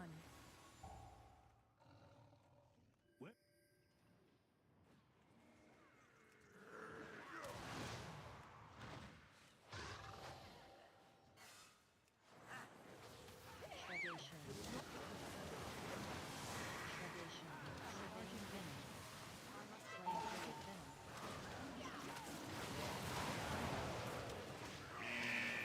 Surveying venom. Too far away. Lethargic venom.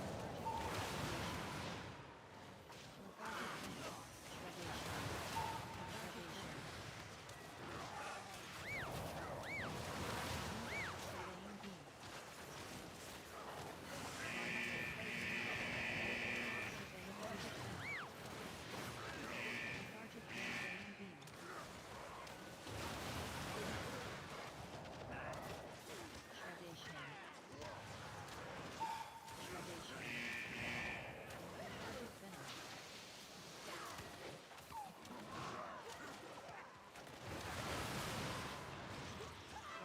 Surveying beam.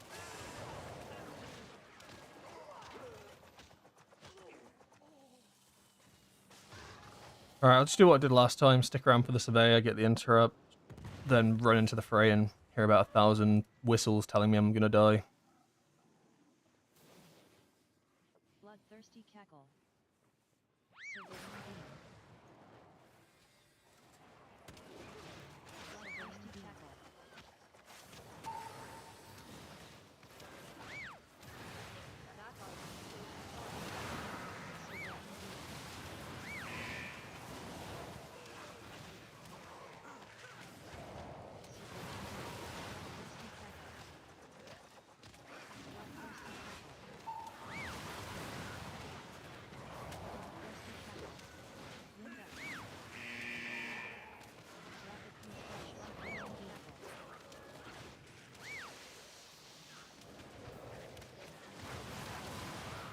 Surveying beam.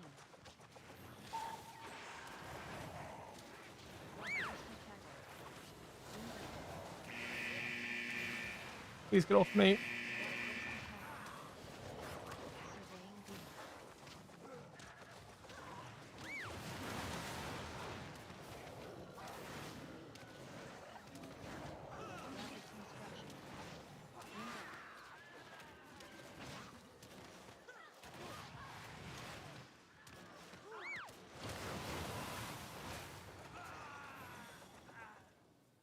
Alright, not bad.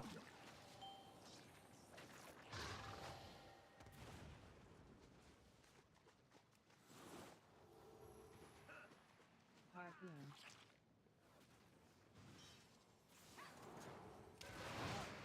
Harpoon. Plant Cephalian charge. Harpoon. Plant Cephalian charge. Plant Cephalian charge. Magic red.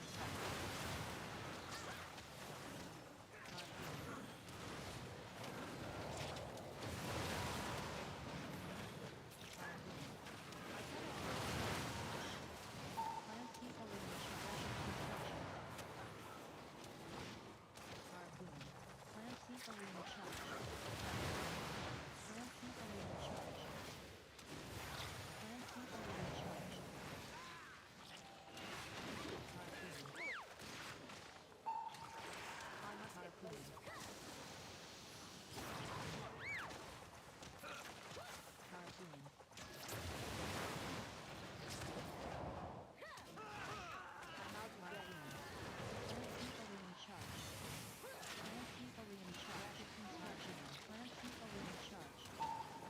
Get away from those bombs.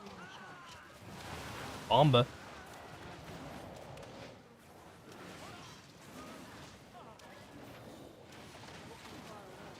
20 million damage. Fucking, it's just insane.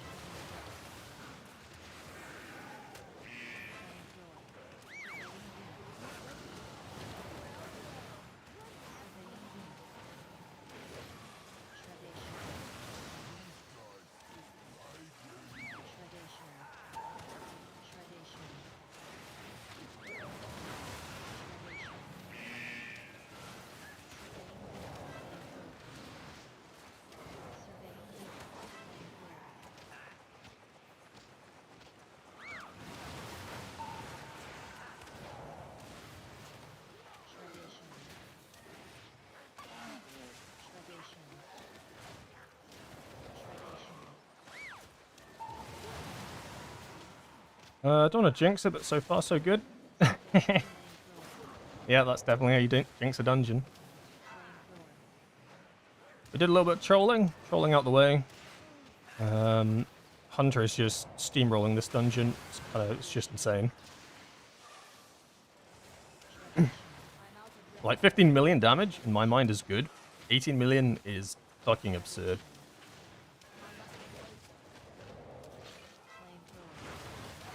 We can get rid of the one, that's useful.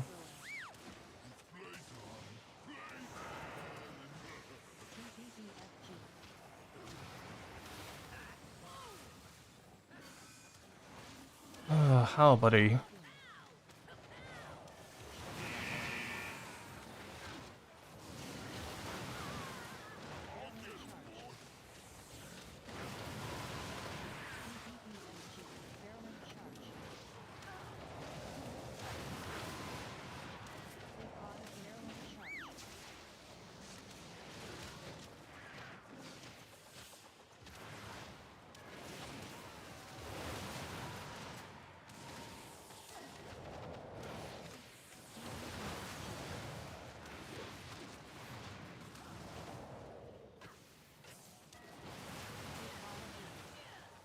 Let's try spot where the things are spawning.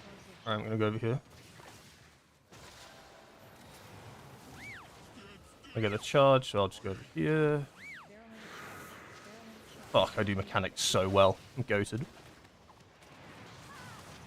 Windwalker Monk solos 4 bombs for his group. Oh shit.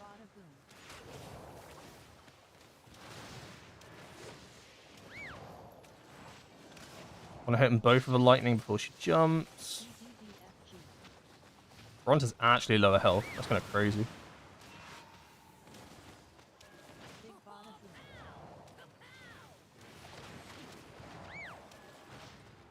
Fuse magic that one. Triple! Oh my god, he gets a triple stacker!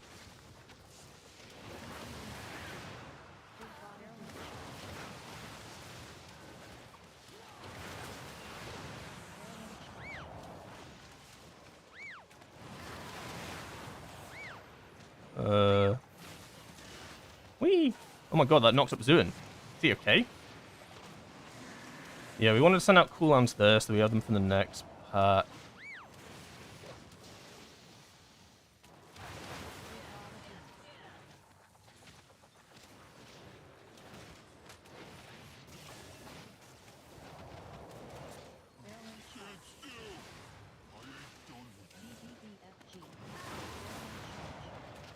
Why is he charging it?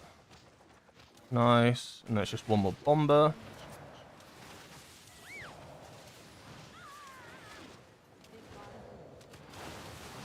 Actually very clean.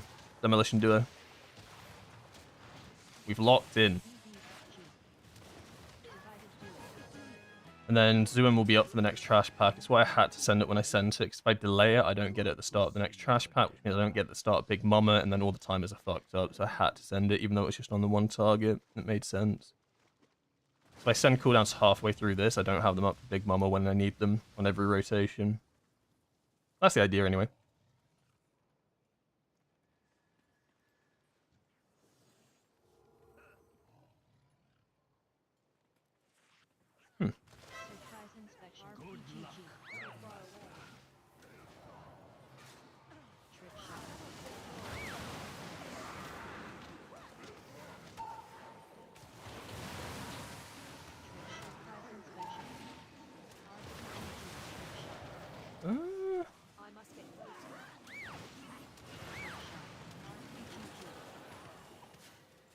I mean, why'd he do this?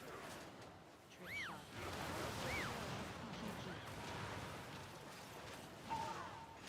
Trick shot. He should never have pulled this like this. Surprise inspection. Trick shot.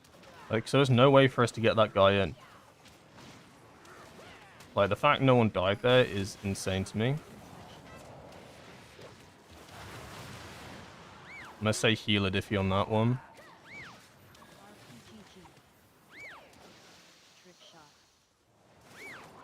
And he died. Like, the issue is he ran, and you couldn't get him. Because the demolitionist didn't pull in. Trick shot. RPGG.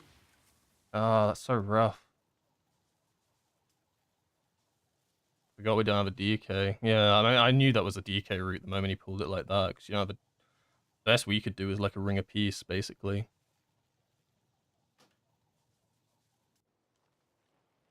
Uncapped dot from Black Arrow? Oh, is that bleak powder? Yeah, it's crazy. It does some insane damage.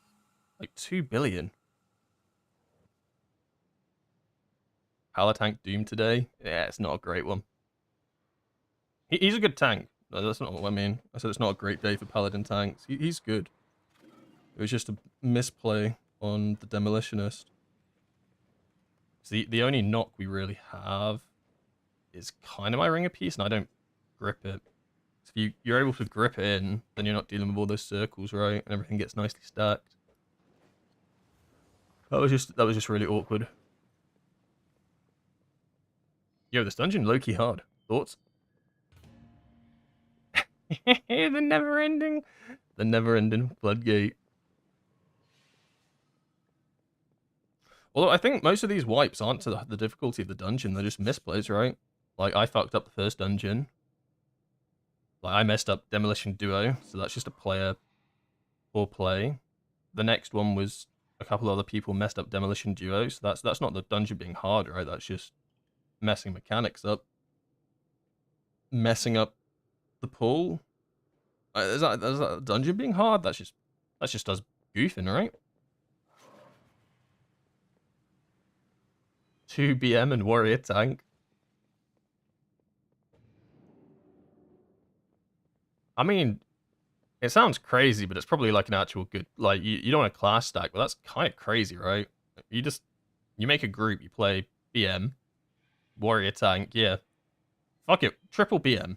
You play 3 hunters, warrior tank to empower them, and then, I don't know, give them like a paladin or something, healer. No, actually no. I don't know, just give them something that heals good. So then they're all hitting like 15 million damage. Who needs comps when your spec just does insane raw damage?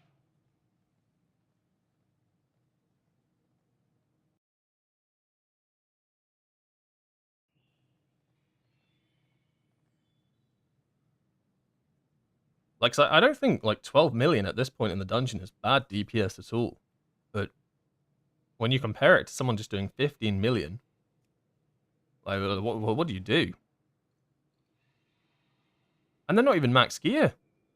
They got a 704 neck, 704 antenna, 704 chest. Meanwhile, I'm jacked out the wazzo. 723 item level. He's doing 3.2 million more damage than me. And he's not even wearing any clothes. I picked the wrong spec. Hunter POV? Beastmaster POV? Oh, then I can collect the cool pets as well. Bro walks into the dungeon shirtless, does 15 million damage, refuses to elaborate. It's fucking crazy.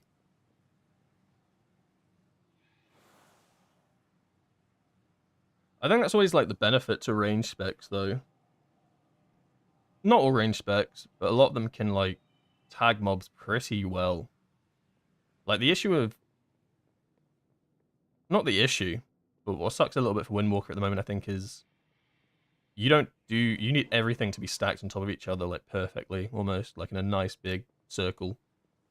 And until you're at that point in the pool, like, obviously grouping stuff up and shit, you fucking don't do anything. I mean, eventually it does get grouped up, but, like, for that pool, for instance, at the end, right, with the demolitionists and the snipers and nothing kind of stacks up very well. I do nothing, because I don't hit anything with my flurry strikes. Like, I have to choose which pile of ads I want to hit. So I get a little bit fucked there. I imagine the Fury Warrior was the exact same, right? He's like, Jesus Christ, what do I hit?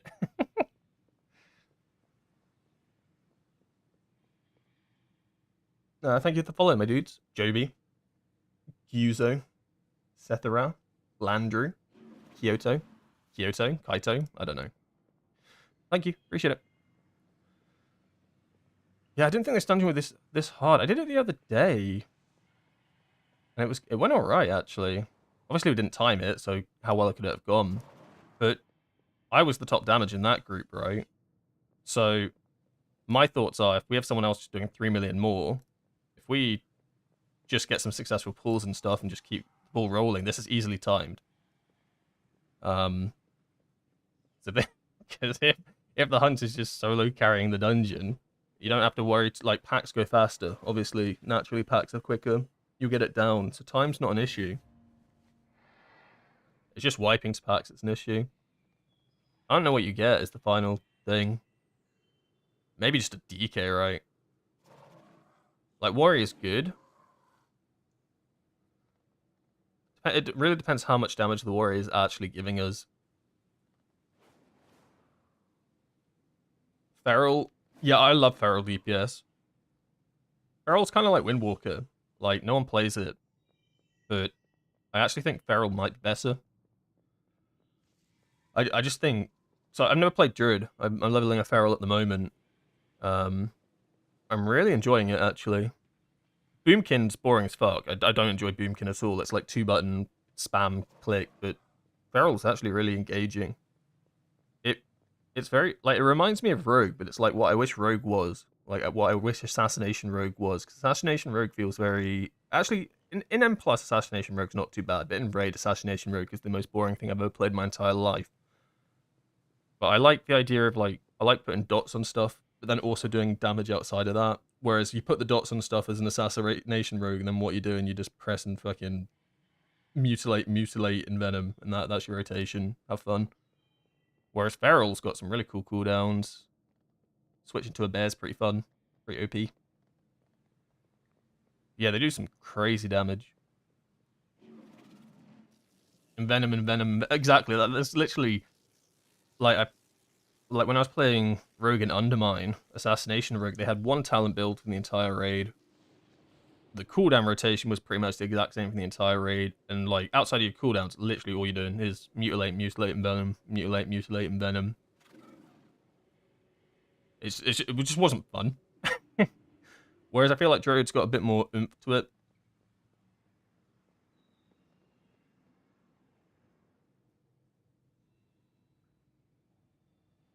Alright, this one for sure.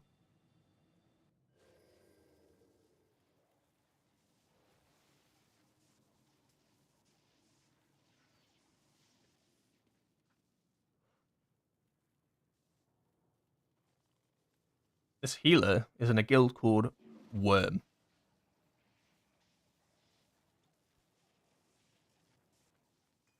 Worm.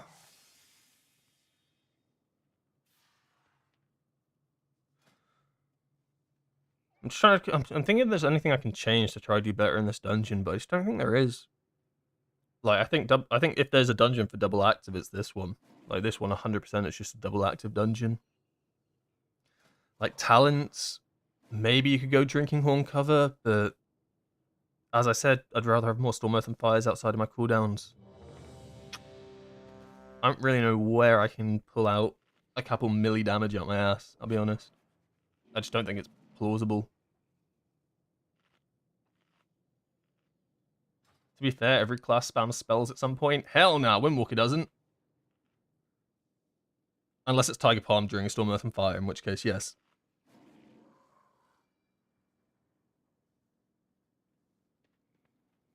or you're playing, or you're playing it, or you're playing the spec wrong. In which case, then you can, then you can spam abilities. 5, 4, But I suppose it's the only spec where you don't, like, 1. press the same ability like 2 or 3 times in a row.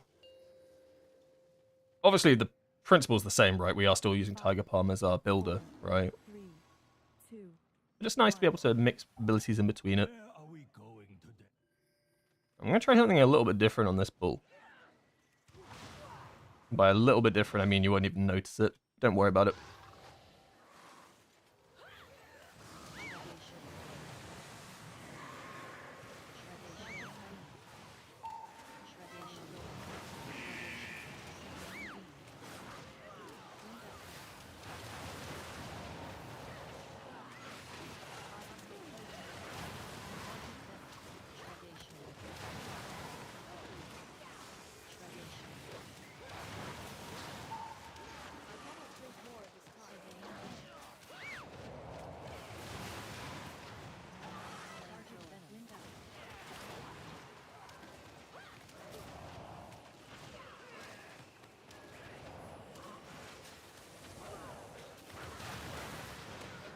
There we go. We got 30 million damage. That worked out a treat, actually.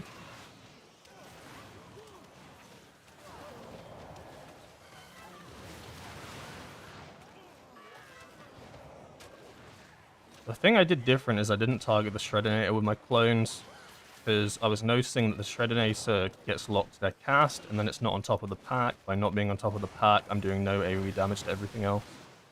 So instead I focused the Surveyor, which ran into the pack, which meant my clones were perfectly on top of everything, which meant that I did damage. Kind of. Oh, that's kind of the theory of it anyway.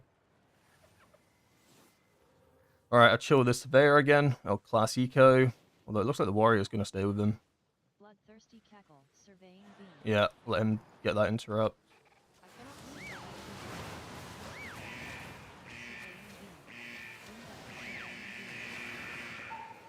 Ow.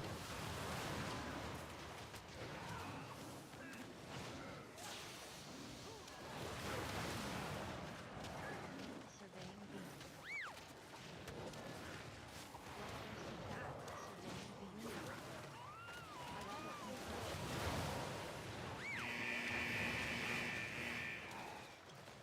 Ow.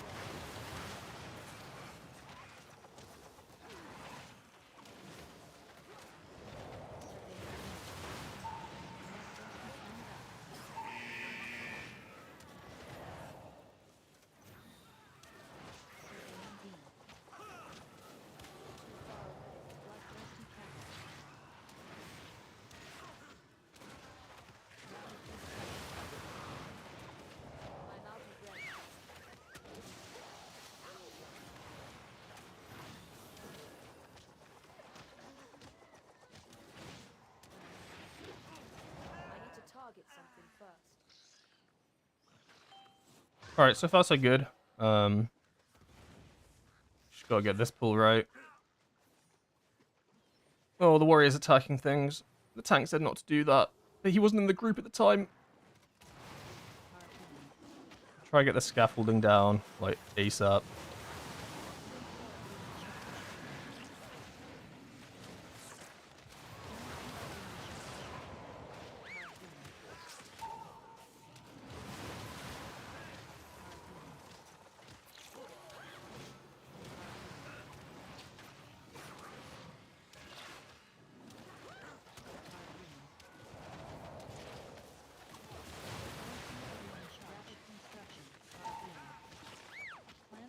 Man down.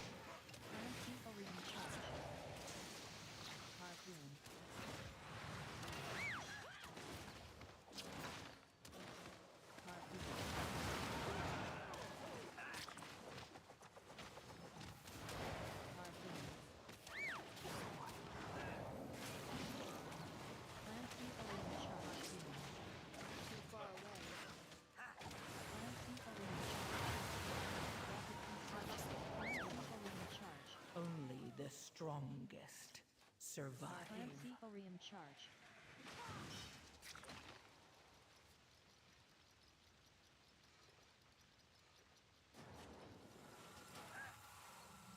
Mm.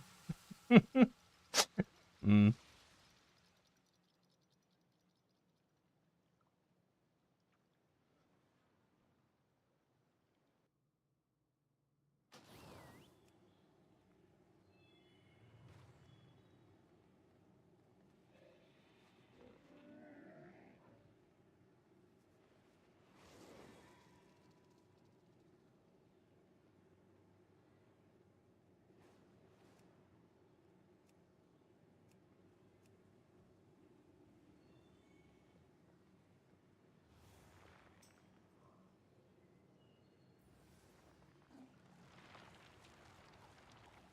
All right, the evoker has to go now, and it's his key. So,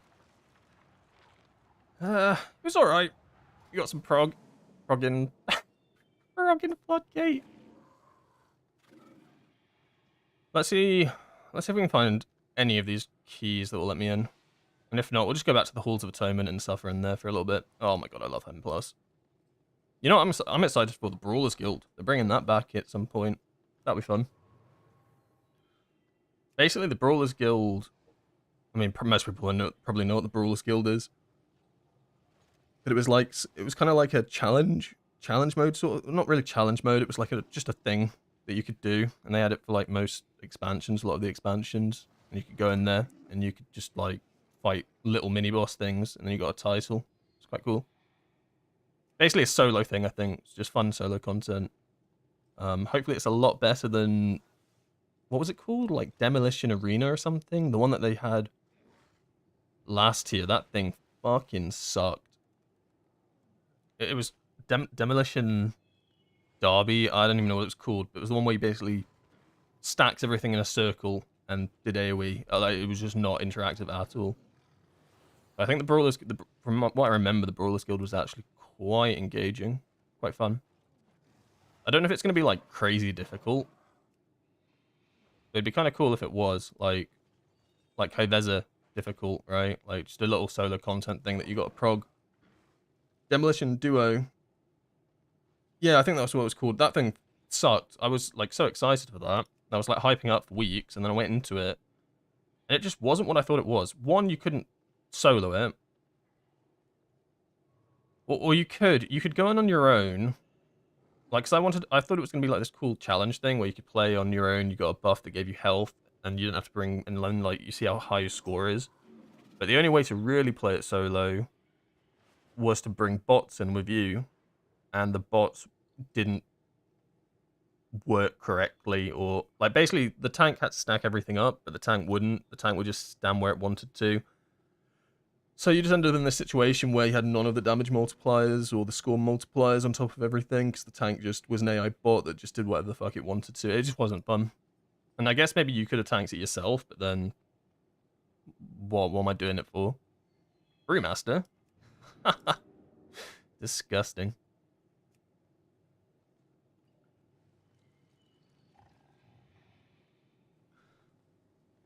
And the worst part, it was time gated as well. That was a weird thing that they did with it. So like it was like they wanted you. Well, of course they wanted you to do it every single week. They were like, "We'll add a couple of new bosses every week, and you can have some fun doing it." One, it sucked, so it wasn't even worth going back again. And it just like I think it. Two, no one did it. I remember week one, it was like quite like there was a lot of people stood outside the event, obviously queuing up, testing it out. And once you got into week 2 and week 3, you'd go outside of the Dornagul gate. Not a single person was stood there. No one was playing it. And it's a shame because it's kind of a cool concept, right? Like it's a cool concept. Like it's basically like kind of like a Brawlers Guild sort of thing. But it was just bad. Like there's nothing fun about stacking mobs up inside of circles on top of circles on top of circles. What would have been cool if it was like actual singular boss fights, right? Like Hoveza, like just a challenge arena thing where it was like Hoveza or what's it called, the Godfather, just things like that, one after another, and you've got to progress through it. Where I guess you could just have Brand Bronbeard or something or whatever they want, and then that would be cool. But yeah, a little bit of a stinker.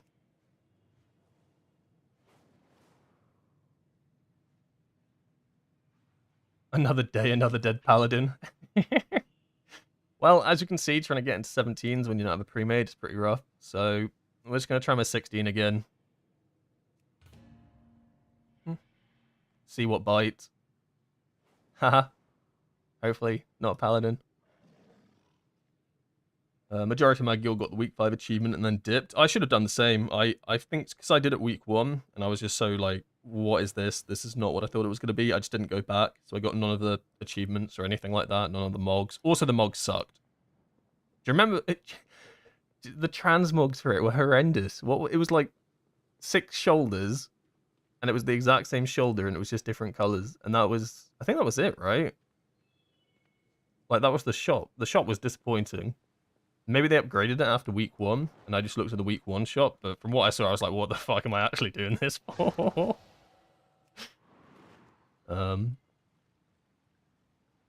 Not bashing their like the content, right? Like they do bring out some good solo content. There's been some good stuff this expansion. So that's why I'm looking forward to the Brawlers Guild, right? Because the Brawlers Guild has that nostalgia, high praise. People have been asking for a Brawlers Guild in the recent expansions for years because it was something they remember really enjoying and doing. So hopefully they can pull it off because that sounds fun. There's not really much solo content in this game. I mean, hugging dungeons is that solo content?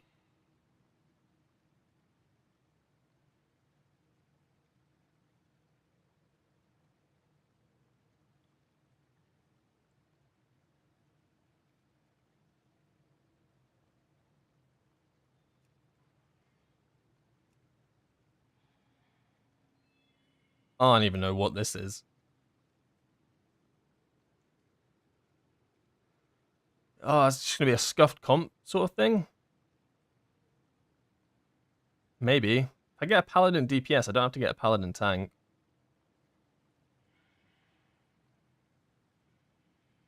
I don't know if I'm that desperate yet. Get the hunter in. Right? Fuck it, get the paladin and get the hunter.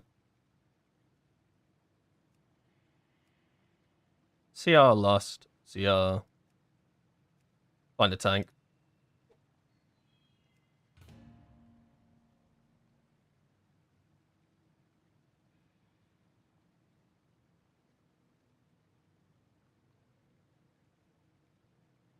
Oh god, no.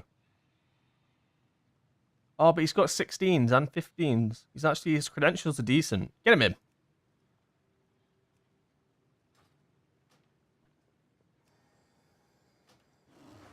Look, the way I see it is eventually one of them is just going to pop off.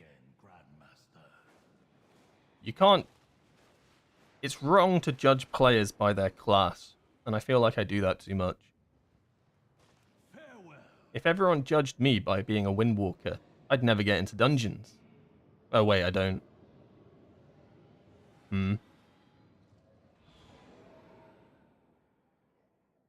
Maybe I'm onto something. Don't do it. No, it's going to be different.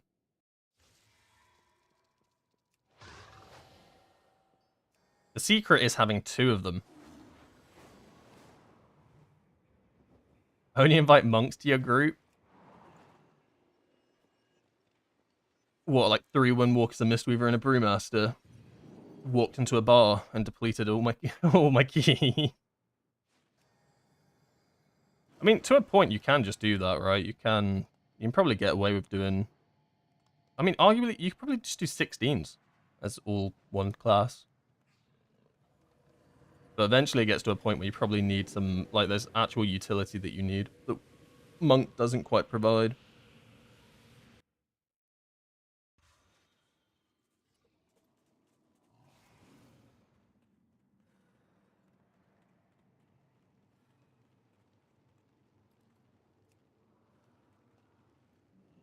Yeah, I'm similar, right? Like, a lot of the time... I mean, obviously I'm geared out the Wazoo, right? So that helps a lot. But everyone's like... When you complete a dungeon, they're like, wow, that's great monk damage. It's like... People are genuinely surprised that a Windwalker monk can actually do damage. And that just shows, like, I guess the general thought of, like, how good Windwalker Monk actually is. Like, I'm not saying Windwalker Monk's S tier and you're going to see it in like the top keys ever. It's not that good. But it's nowhere near decrepitly criminal bad. Don't play it. Like, the benefit to it is that it has a good damage profile across a dungeon.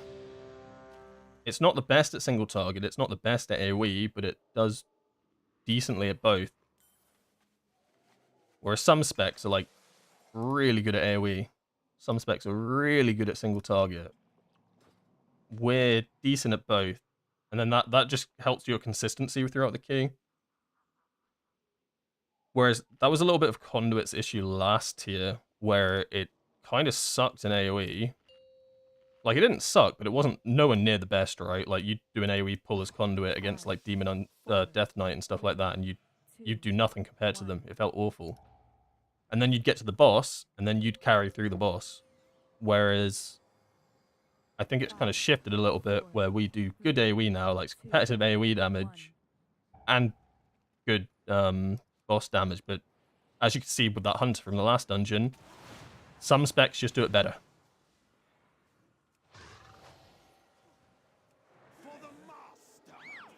For the master.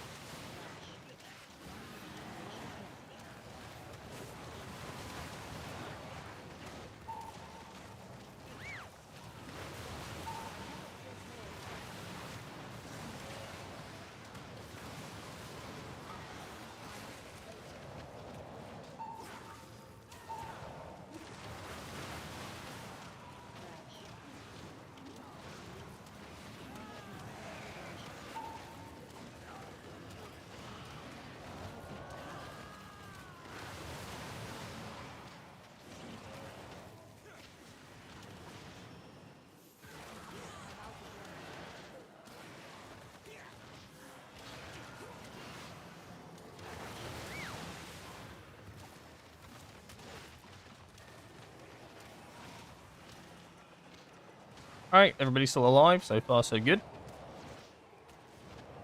Paladin kind of pumping right now. I miss Claire. Cooldown's at about 15, so saving Storm, Earth, and Fire. Just gonna maybe Fist of Fury. Do a little Fist of Fury, target the Obliterator, get the interrupts. You know how it be. I'm gonna piece that in.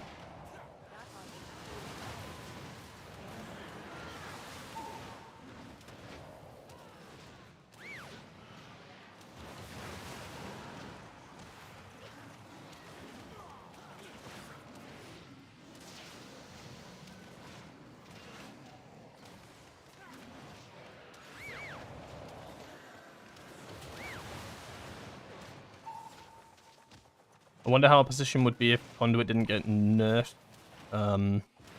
pre-season 3. I think that you wouldn't play Shadowpan. Like, it's no understatement when I say that version of Conduit was absolutely criminally strong. It would have almost been like a repeat of season 2, where Conduit was played in every single boss. Windwalker was pretty much the strongest single target, or one of the strongest single target in the game. And then it would have got nerfed. Like, it would have been nerfed.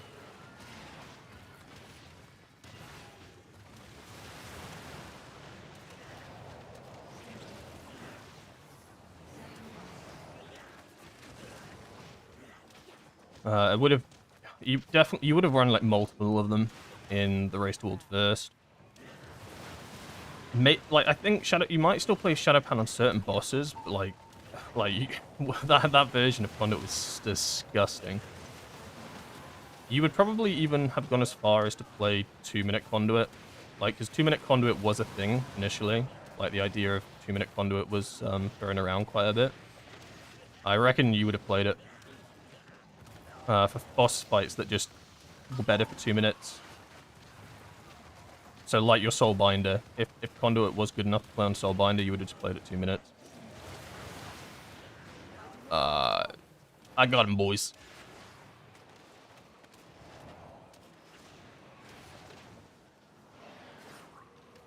Second life. Oh.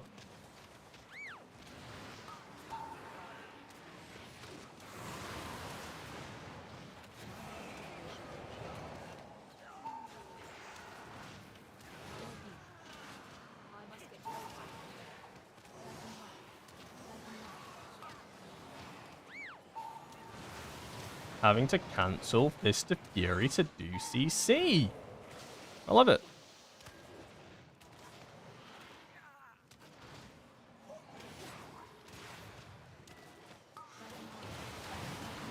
That's a change I would welcome. In Midnight. I mean, I don't think they will, but seeing as it's quite clear that they want Fist of Fury to be like our main damage dealer, AoE single target, cornerstone of the build, it's going to feel really bad to cancel it. I mean, it feels bad to cancel it now, right? It's going to feel awful to cancel it in Midnight, I think. So it'd be cool if you could... If you didn't have to cancel it, because it's quite a long channel, and especially if you end up taking the talent that increases its channel length, like, having to cancel it for interrupts just feels so bad. I would welcome that change. They won't do it, but...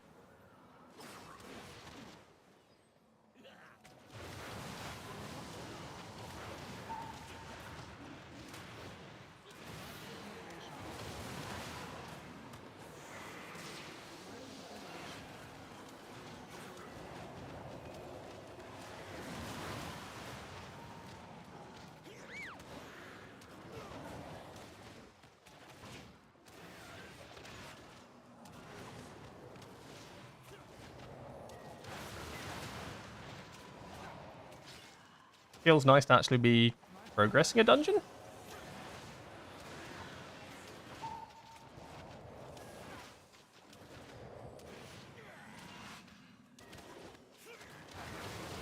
I considered sending a Storm Earth and Fire here. I am going to double overcap because I haven't. But I think there's just not enough trash to justify sending it. Whereas I can get like a double Storm Earth and Fire in the next pack. Now he's brought those guys. Yeah. So we'll only overcap it for like 10-ish seconds, which isn't even that bad. Royal beasts.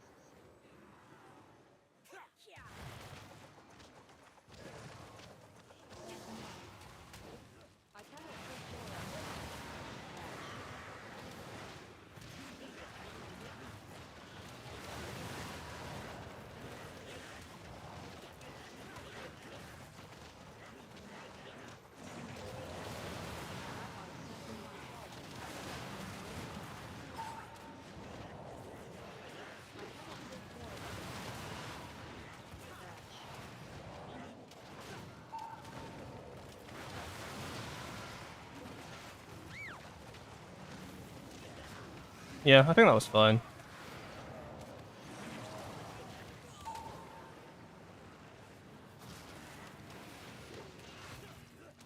So now the debate of whether I send the next Storm Earth and Fire in the next trash pack and then delay Zuin. And I think I'd probably be delaying Zuin anyway. Because he's only going to come up halfway through the trash pack. So I might just hold. What are we talking? 30 seconds? Yeah, we're talking about 30 seconds. How dead is this trash pack in 30 seconds? Probably 50% dead? Ish, give or take. We are waiting a while though. We're down to 20 seconds. I have to hold now. Or send Zuin on this trash pack. If we insta-pulled it, I would have held Zuin. But now we're on 10 seconds. Oh, we're just skipping that altogether. Oh, okay. That's gonna hurt. What are we doing? Mark of obliteration.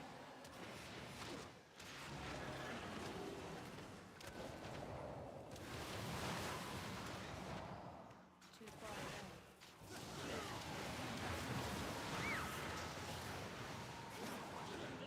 beasts.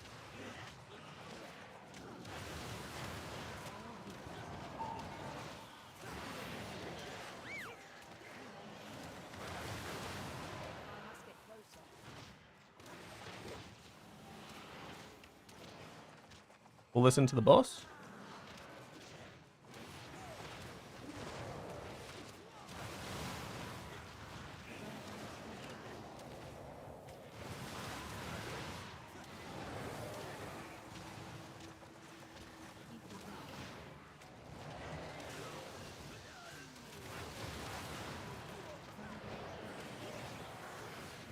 Yeah, I didn't quite know what we were doing on that pull.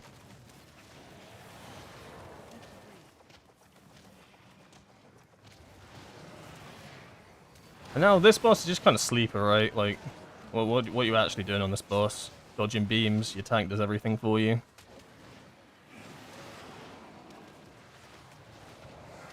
Hopefully we can get away with just sending one set of cooldowns here, and then having everything up for the next trash pack. So it'll be a 18 stack Nether Prism, 20 stack Lightning, Zuin, maybe 2 Storm Earth and Fires. And that's how we get our 40 million damage.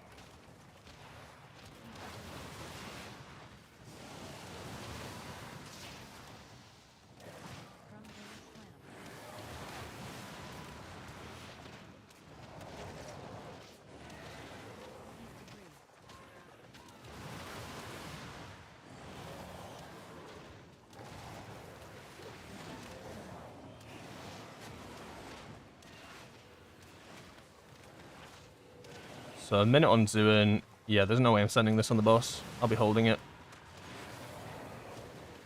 So even if Zuin comes up now, the boss will be on like, what, 20% max? That's not worth a set of cooldowns when you got a big trash pack with Lust coming up. I'll mostly have to worry about aggro, I think. Like, I might have to wait a couple secs, because there's a high chance if I pop everything with a lightning on pull, I just rip aggro, and then I am dead.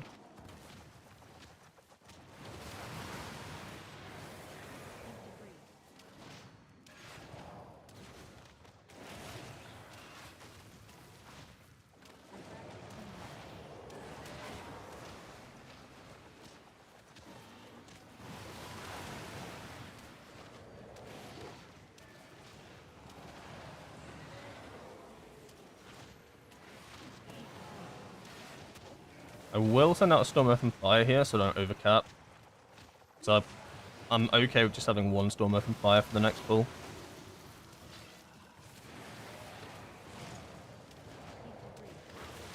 Like, I don't think the next pull necessarily requires me to have 2 Storm Earth and Fires. I mean, it'd be more damage, sure.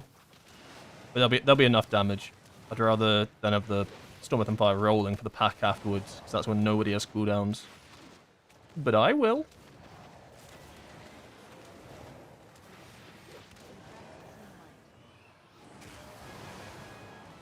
Alright, we're in a pretty good setup position for this. Shadow's about to fall off, which is sad.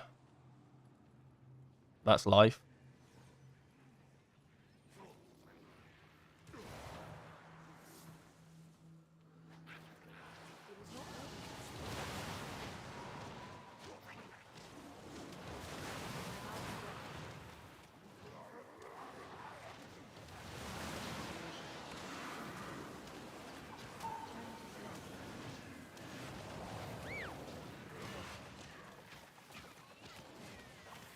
I'm so slow.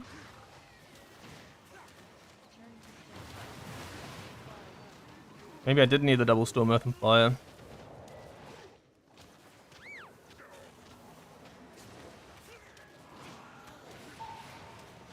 I mean, double Storm Earth and Fire would have made it consistently high damage throughout that pull. But it means I'd have nothing for what's coming up here. And as no one has cooldowns.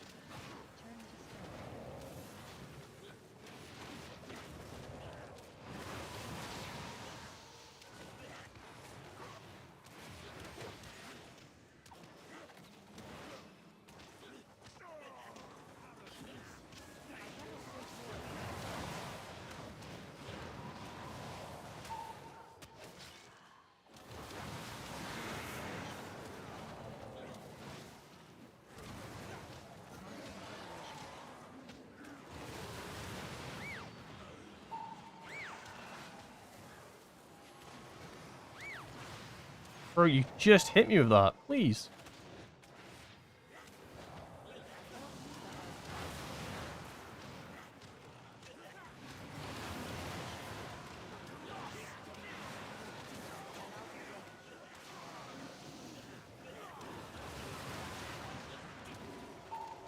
Please, sir, one dispel.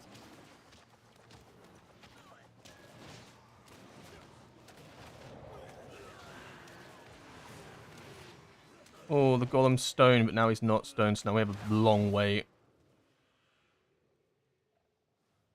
Bad timing for us as a group. Good timing for my cooldowns, because it means I'll have cooldowns up for the... Basically, for this boss, you want cooldowns on pull. Because then it lines up with every ad set. Okay, we're just going. It's kind of important to have cooldowns on the pull of the boss. If you don't have on the pull of the boss, it kind of scuffs up everything. So as long as he doesn't just pull the boss now, we are good. If he pulls the boss now, we're in a bad spot.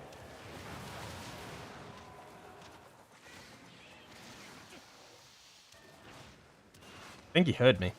I'm 100% sure he was going for that door. This is fine.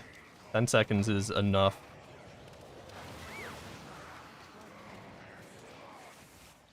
With no 20 stack lightning, it'll be alright.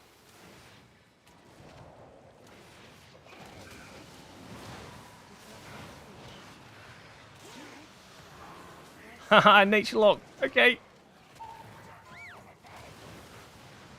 Nature locked. Okay. Feels weird, man. I didn't even consider that the slasher was casting. Not the end of the world, but it was midway through. It was midway through a lightning. Stone shattering leap.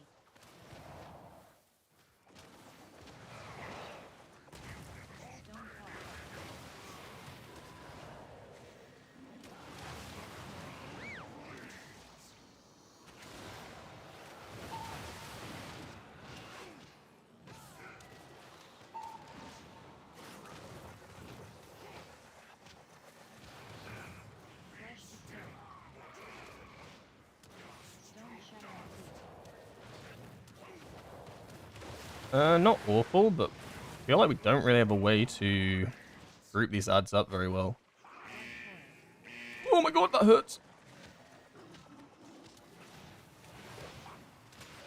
Alright, we have an 18 stack in Nether Prism here.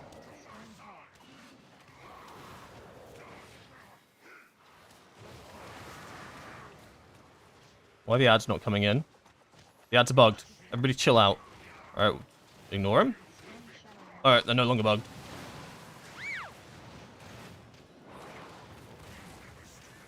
They just stood there, menacingly.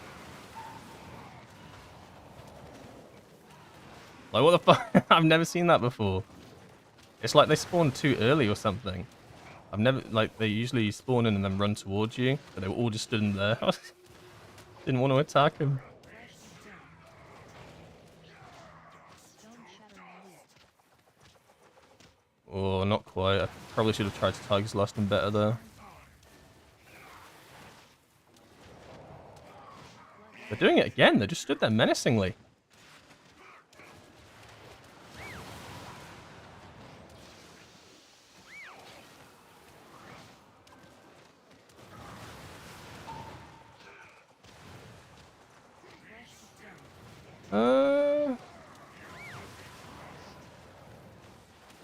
I mean, I have no defensive for this. Just got to trust in the healer, I guess.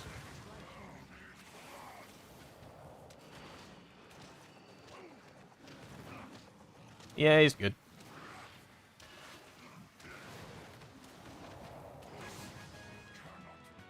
No cooldowns for like at least 20 seconds. It's not great. I'd like to have them at the start of this, but it is what it is.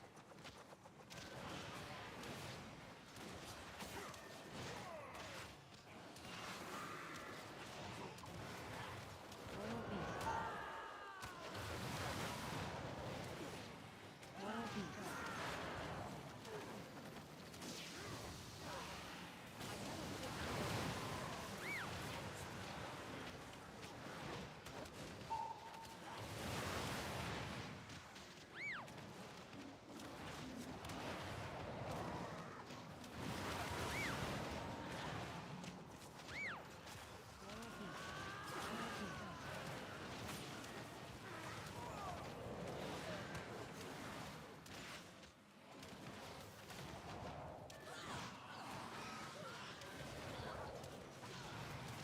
Seems to me that you're not using Raz at all. I use a Raz every other trinket. There was one instance where I didn't, and that was just genuinely a misclick. I think that was just down the stairs over there when I used back-to-back nether prisms.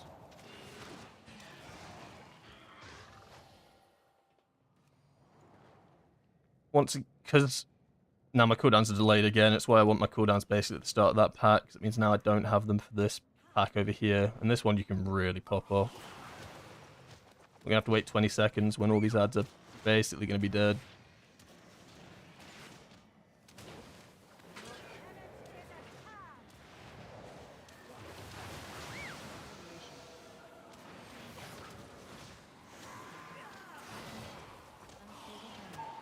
It's basically been a little bit rocked here.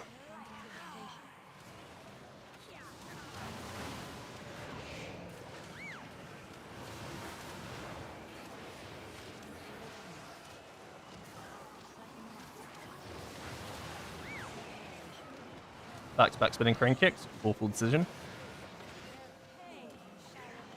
Alright, now it's just a chill boss fight, right? But if you have all your cooldowns this late at the start when all those ads are up, they just get demolished.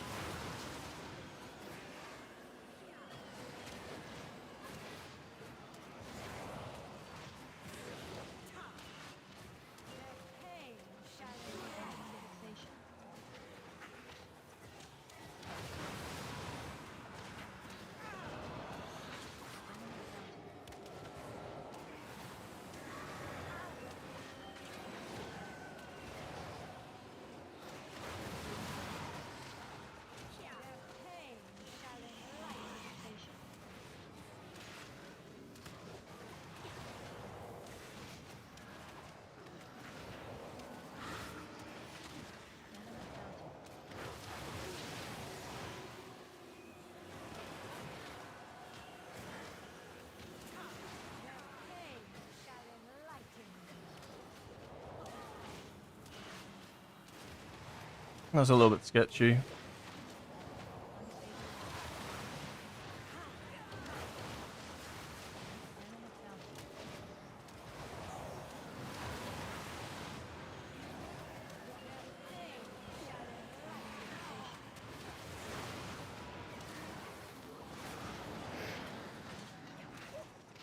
God, I'm gonna miss diffuse magic in midnight. Like, although it doesn't get rid of a lot of abilities, there's quite a few important ones that it does just from move. It's just such good defensive. I mean, I know it's kind of getting integrated into Fortifying Brew, but it's not the same. We basically have no on-use magic defensive, which is kind of bad.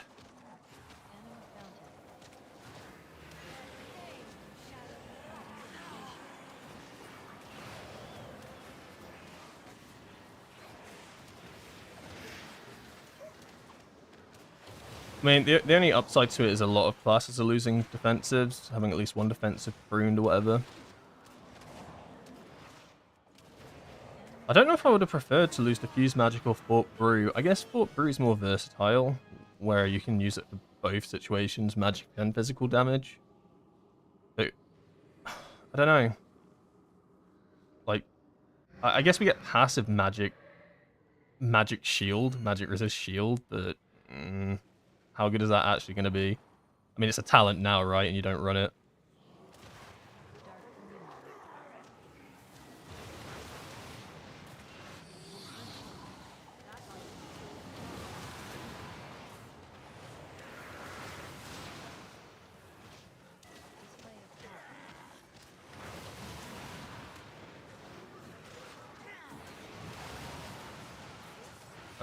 I may have forgotten Nether Prison. Don't worry about it. It happens. It was only an 18 stacker. Holy shit. Oh, that's so bad, actually.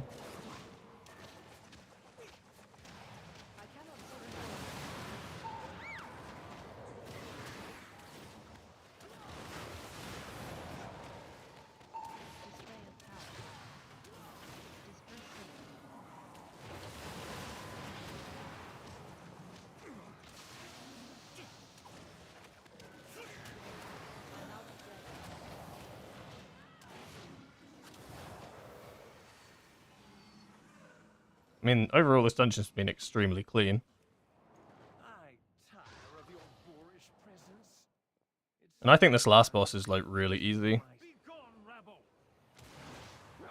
I think the only hard part about this boss is when he shoots out the 4 directional sucks. And I think the first one's hard because in a hug, you kind of don't know where everyone else is going to be. You kind of have to assert your spot early on. But then once you've done that, the second set, you basically just go to roughly the same direction. Other than that, it's literally just dodge lines, right?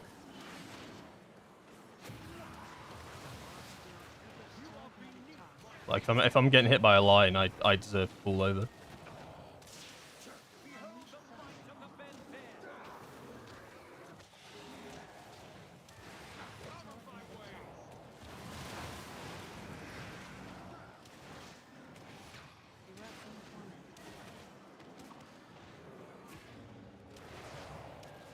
You are beneath my contempt.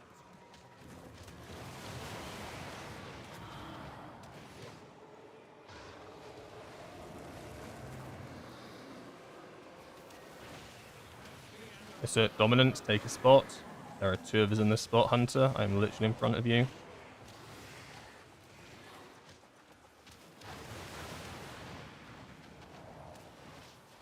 The worst thing to do is assert dominance in a spot and then move out of that spot, I think. Because the other player's also thinking the exact same thing. Oh shit, I gotta move, and then you both move out, and then it's just chaos. So essentially what I do is I just stand firm.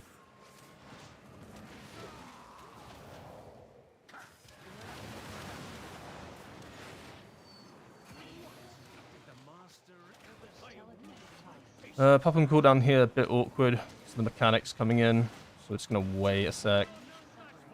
Wait for him to do Door of Shadows. And then we'll send...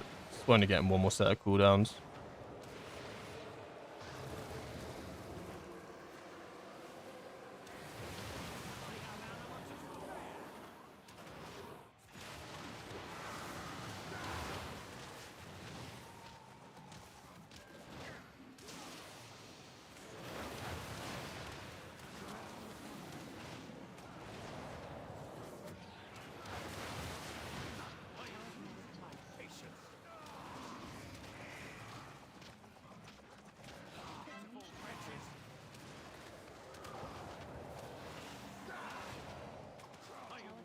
Did he just click his trinket?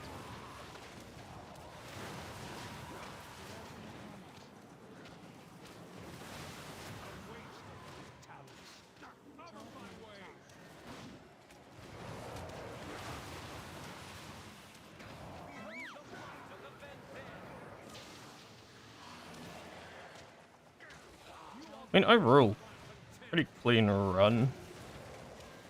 3 minutes still on the timer. Which is probably less than I'd expect, or less than I'd want. Maybe we took it a little bit slow, but like 1 death, fine. And Fort Brew lasts forever compared to Diffuse Magic. Yeah, that's true. Fort Brew does last a while. I just don't know if you're gonna ever take that talent node. It feels kind of just weird. Like,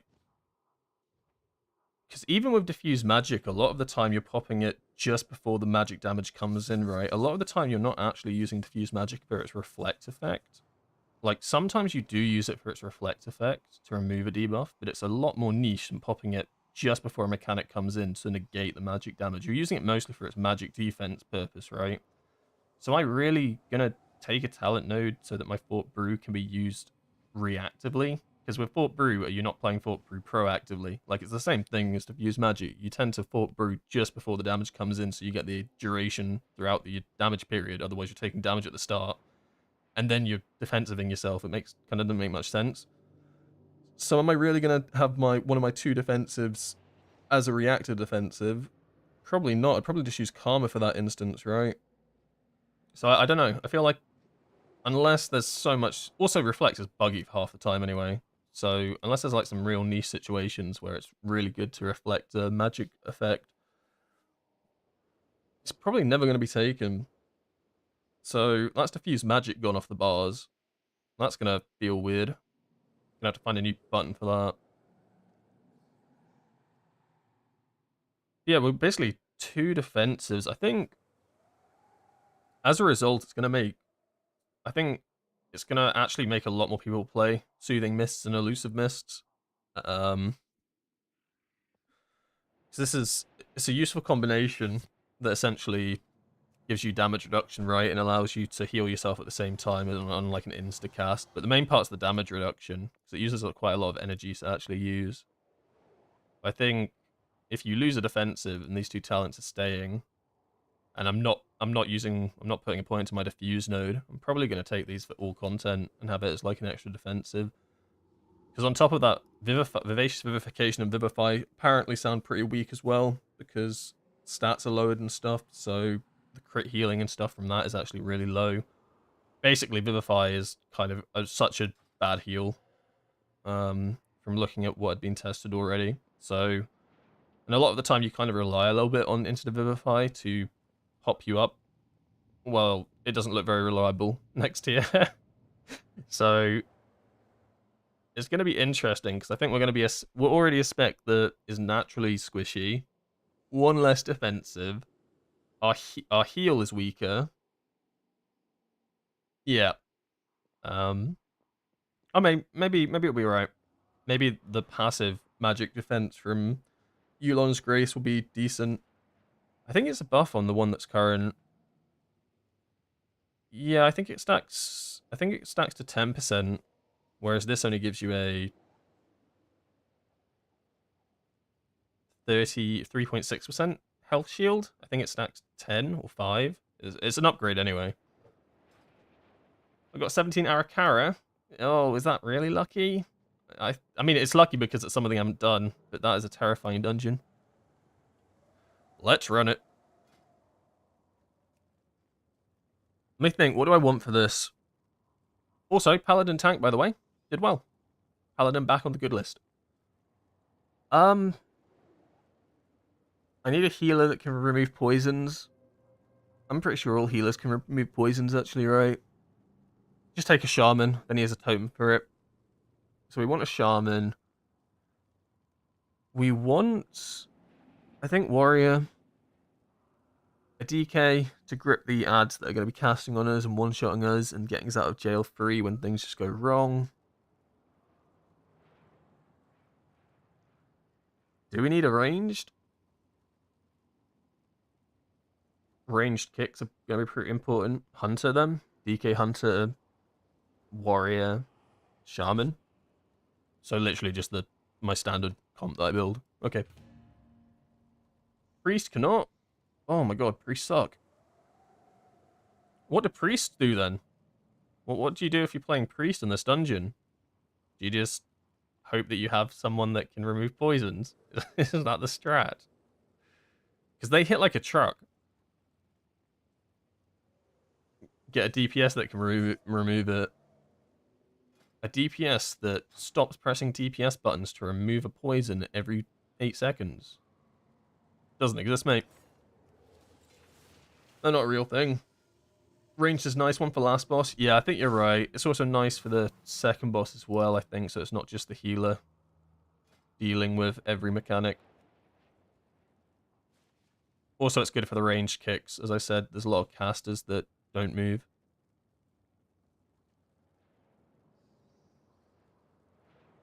So we said Shaman 100%. That is coming.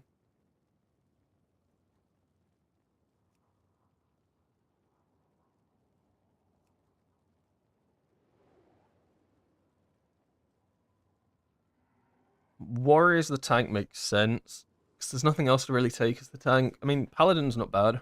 You could go Paladin, but then you want the Warrior buff, and then I'd have to drop the... Probably drop the Hunter. Oh no, probably drop the DK, but then you lose Grips, and AMS, and AMZ, and natural survivability, and Grips. Kind of a bit hard to lose all of that.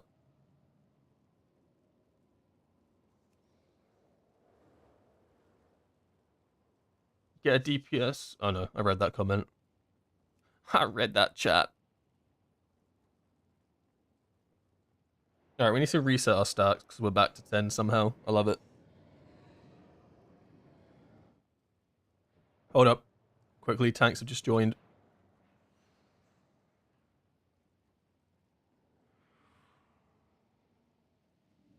I don't like either of them. I'm gonna wait, I think. I think they need to have at least a few 17s in the bag. At least 2.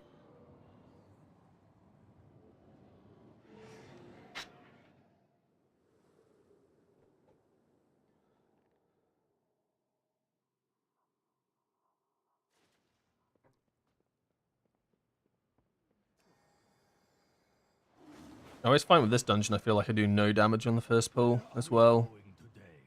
I don't know if it's because it's just nothing stacked up enough, like kind of what we spoke about earlier. But it takes so long for things to stack up and you kind of need to start doing damage. Otherwise, you're probably going to not kill the first pack. So you end up like, I feel like I end up wasting a lot of my damage. But I can't really hold for a crazy amount of time. Take those off. So you signed up. DK.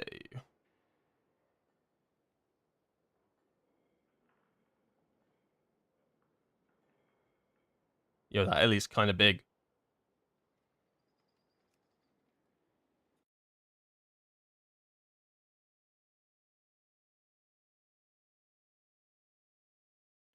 Alright, we just want tank.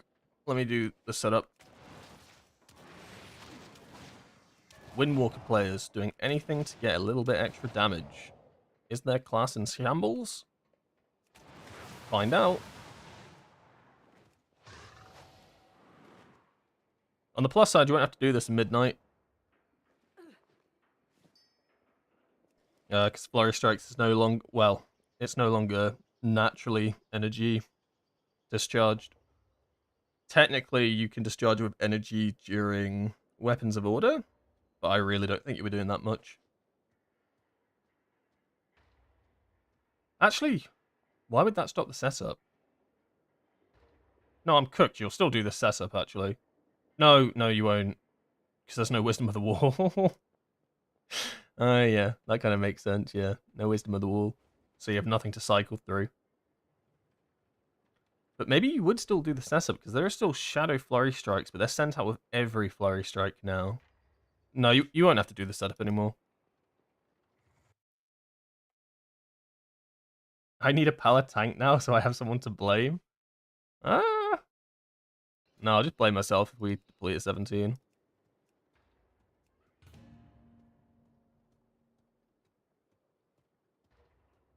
Savvy Snickers. Thank you for following.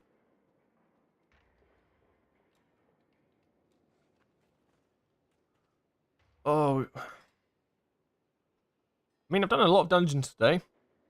Not a single one of those gave me score. That's okay. Sometimes it's not all about getting score. Sometimes it's about having fun. The Arakara would be a good one to tick off, because it's arguably probably... Well, Dawnbreaker and Arakara are the 2 easy ones left. 17 Floodgate is probably the hardest. And I mean, they're probably about equal. I mean, they're both quite hard to get.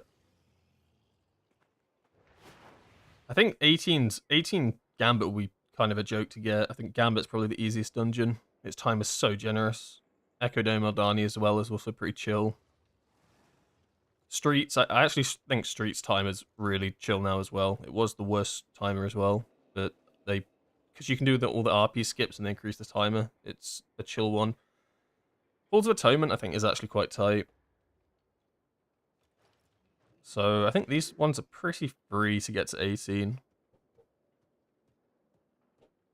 Hey, Syrup on Monk. How you doing? Oh, tank. It's a paladin. Oh no. I really need a warrior for this comp. Do I really need a warrior? Yeah, I need a warrior. Otherwise, what's the point? Why am I doing this? Do I really need a warrior? Paladin throws their shields and interrupts. paladins are also made of paper, though. Hmm. By taking a paladin, we lose some damage, but do we gain aura?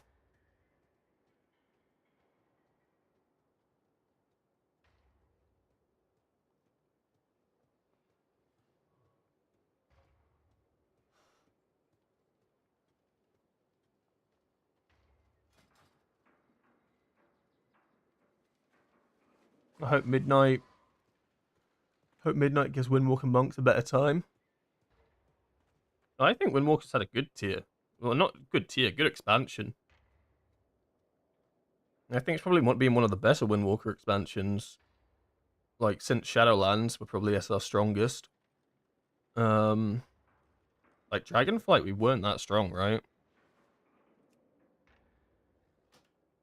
Dragonflight was the era of the AoE Touch of Death, which I quite enjoyed, actually.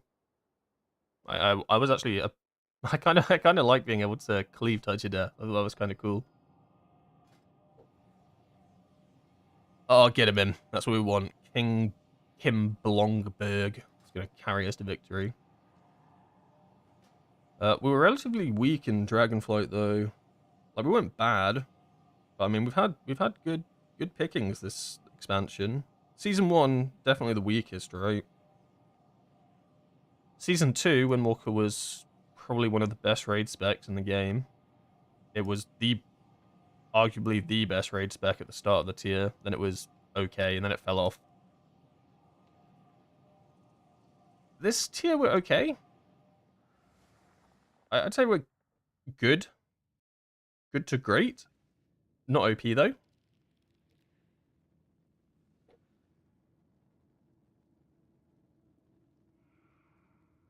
In Remix, I'm 690, feeling really strong. Yeah, I played a little bit of Remix. I played a Mage. I've played like 20 levels or so on Mage. It's kind of fun. I kind of enjoy it. Ish. I mean, I think it's a good way to level characters.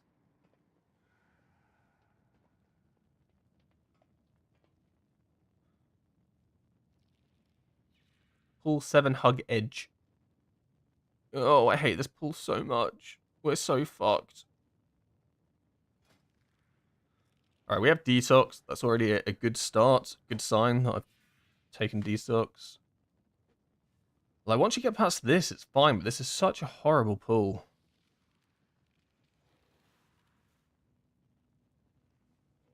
That's a horrible pull. Hulking Blood Guards need nerfing.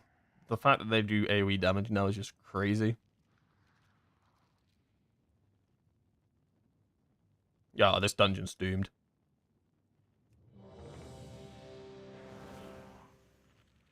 I hate Arakara so much. I mean, on paper, like, it's actually an easier dungeon. But realistically, it's not. Like, it's easier because there's less bosses, and it's a shorter dungeon. But the pulls you do in here are just insane. And that it's not so bad on lower keystones where some casts go out and it's like, that's fine. Some casts have gone out, whatever, just take the hit. Take a hit here, you're dead. You double interrupt once or twice. Good luck.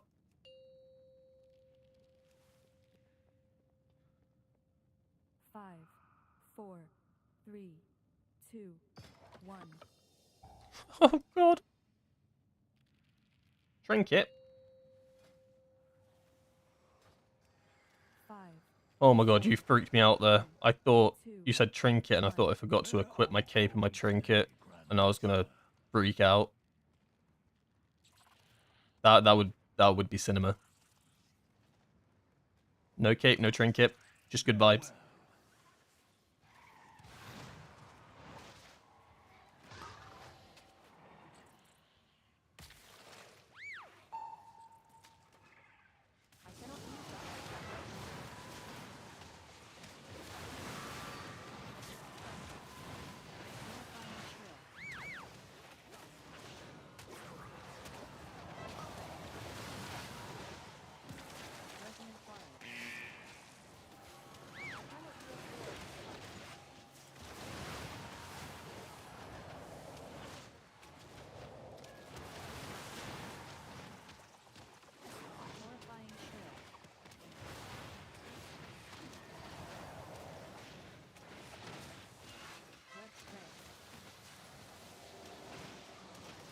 mean, I played this entire pack on the wrong side.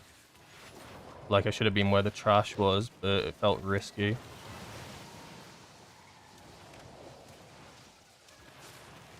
So I did less damage, but I think it was safer. Resonant barrage. Breath spray.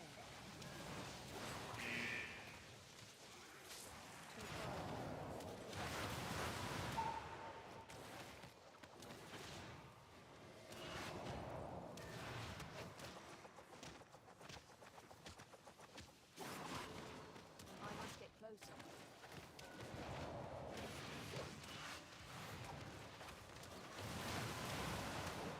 Resonant barrage.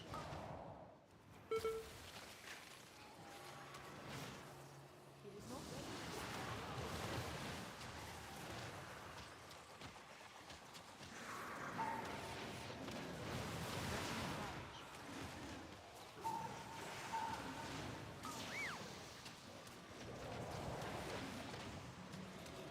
Oh, healer double died. It's over.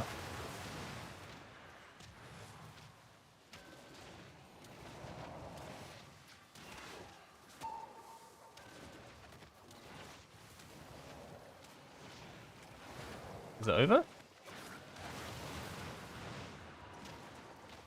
Resonant barrage.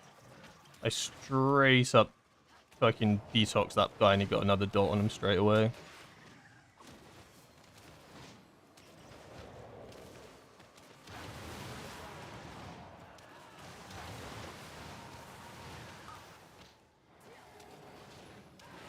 Like literally, I straight up just detox these guys and we just get the dot again.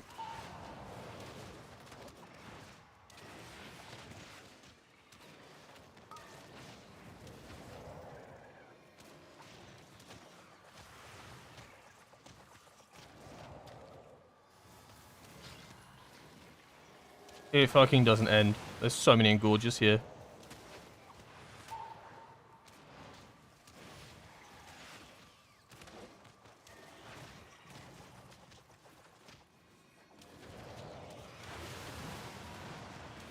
I'm out of red.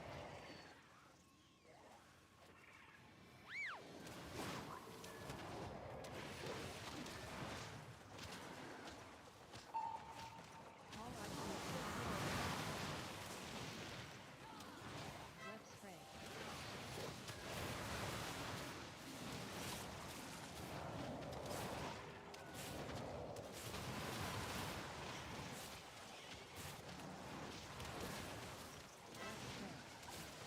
of the beast.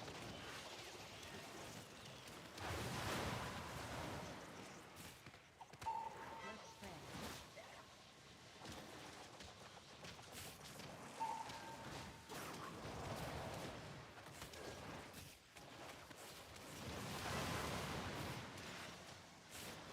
Oh, we're gonna get another mechanic. That's so bad.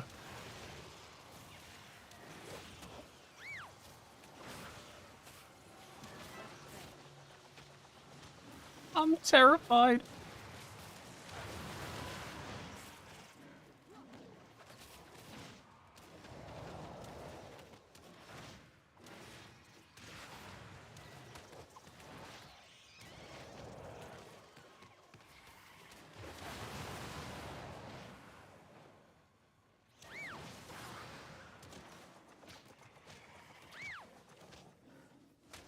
Resonant barrage. Poisonous cloud.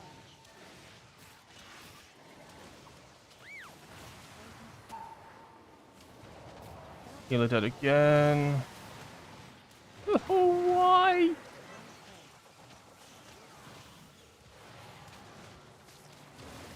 Shaman, why? Poisonous cloud. Oh, man.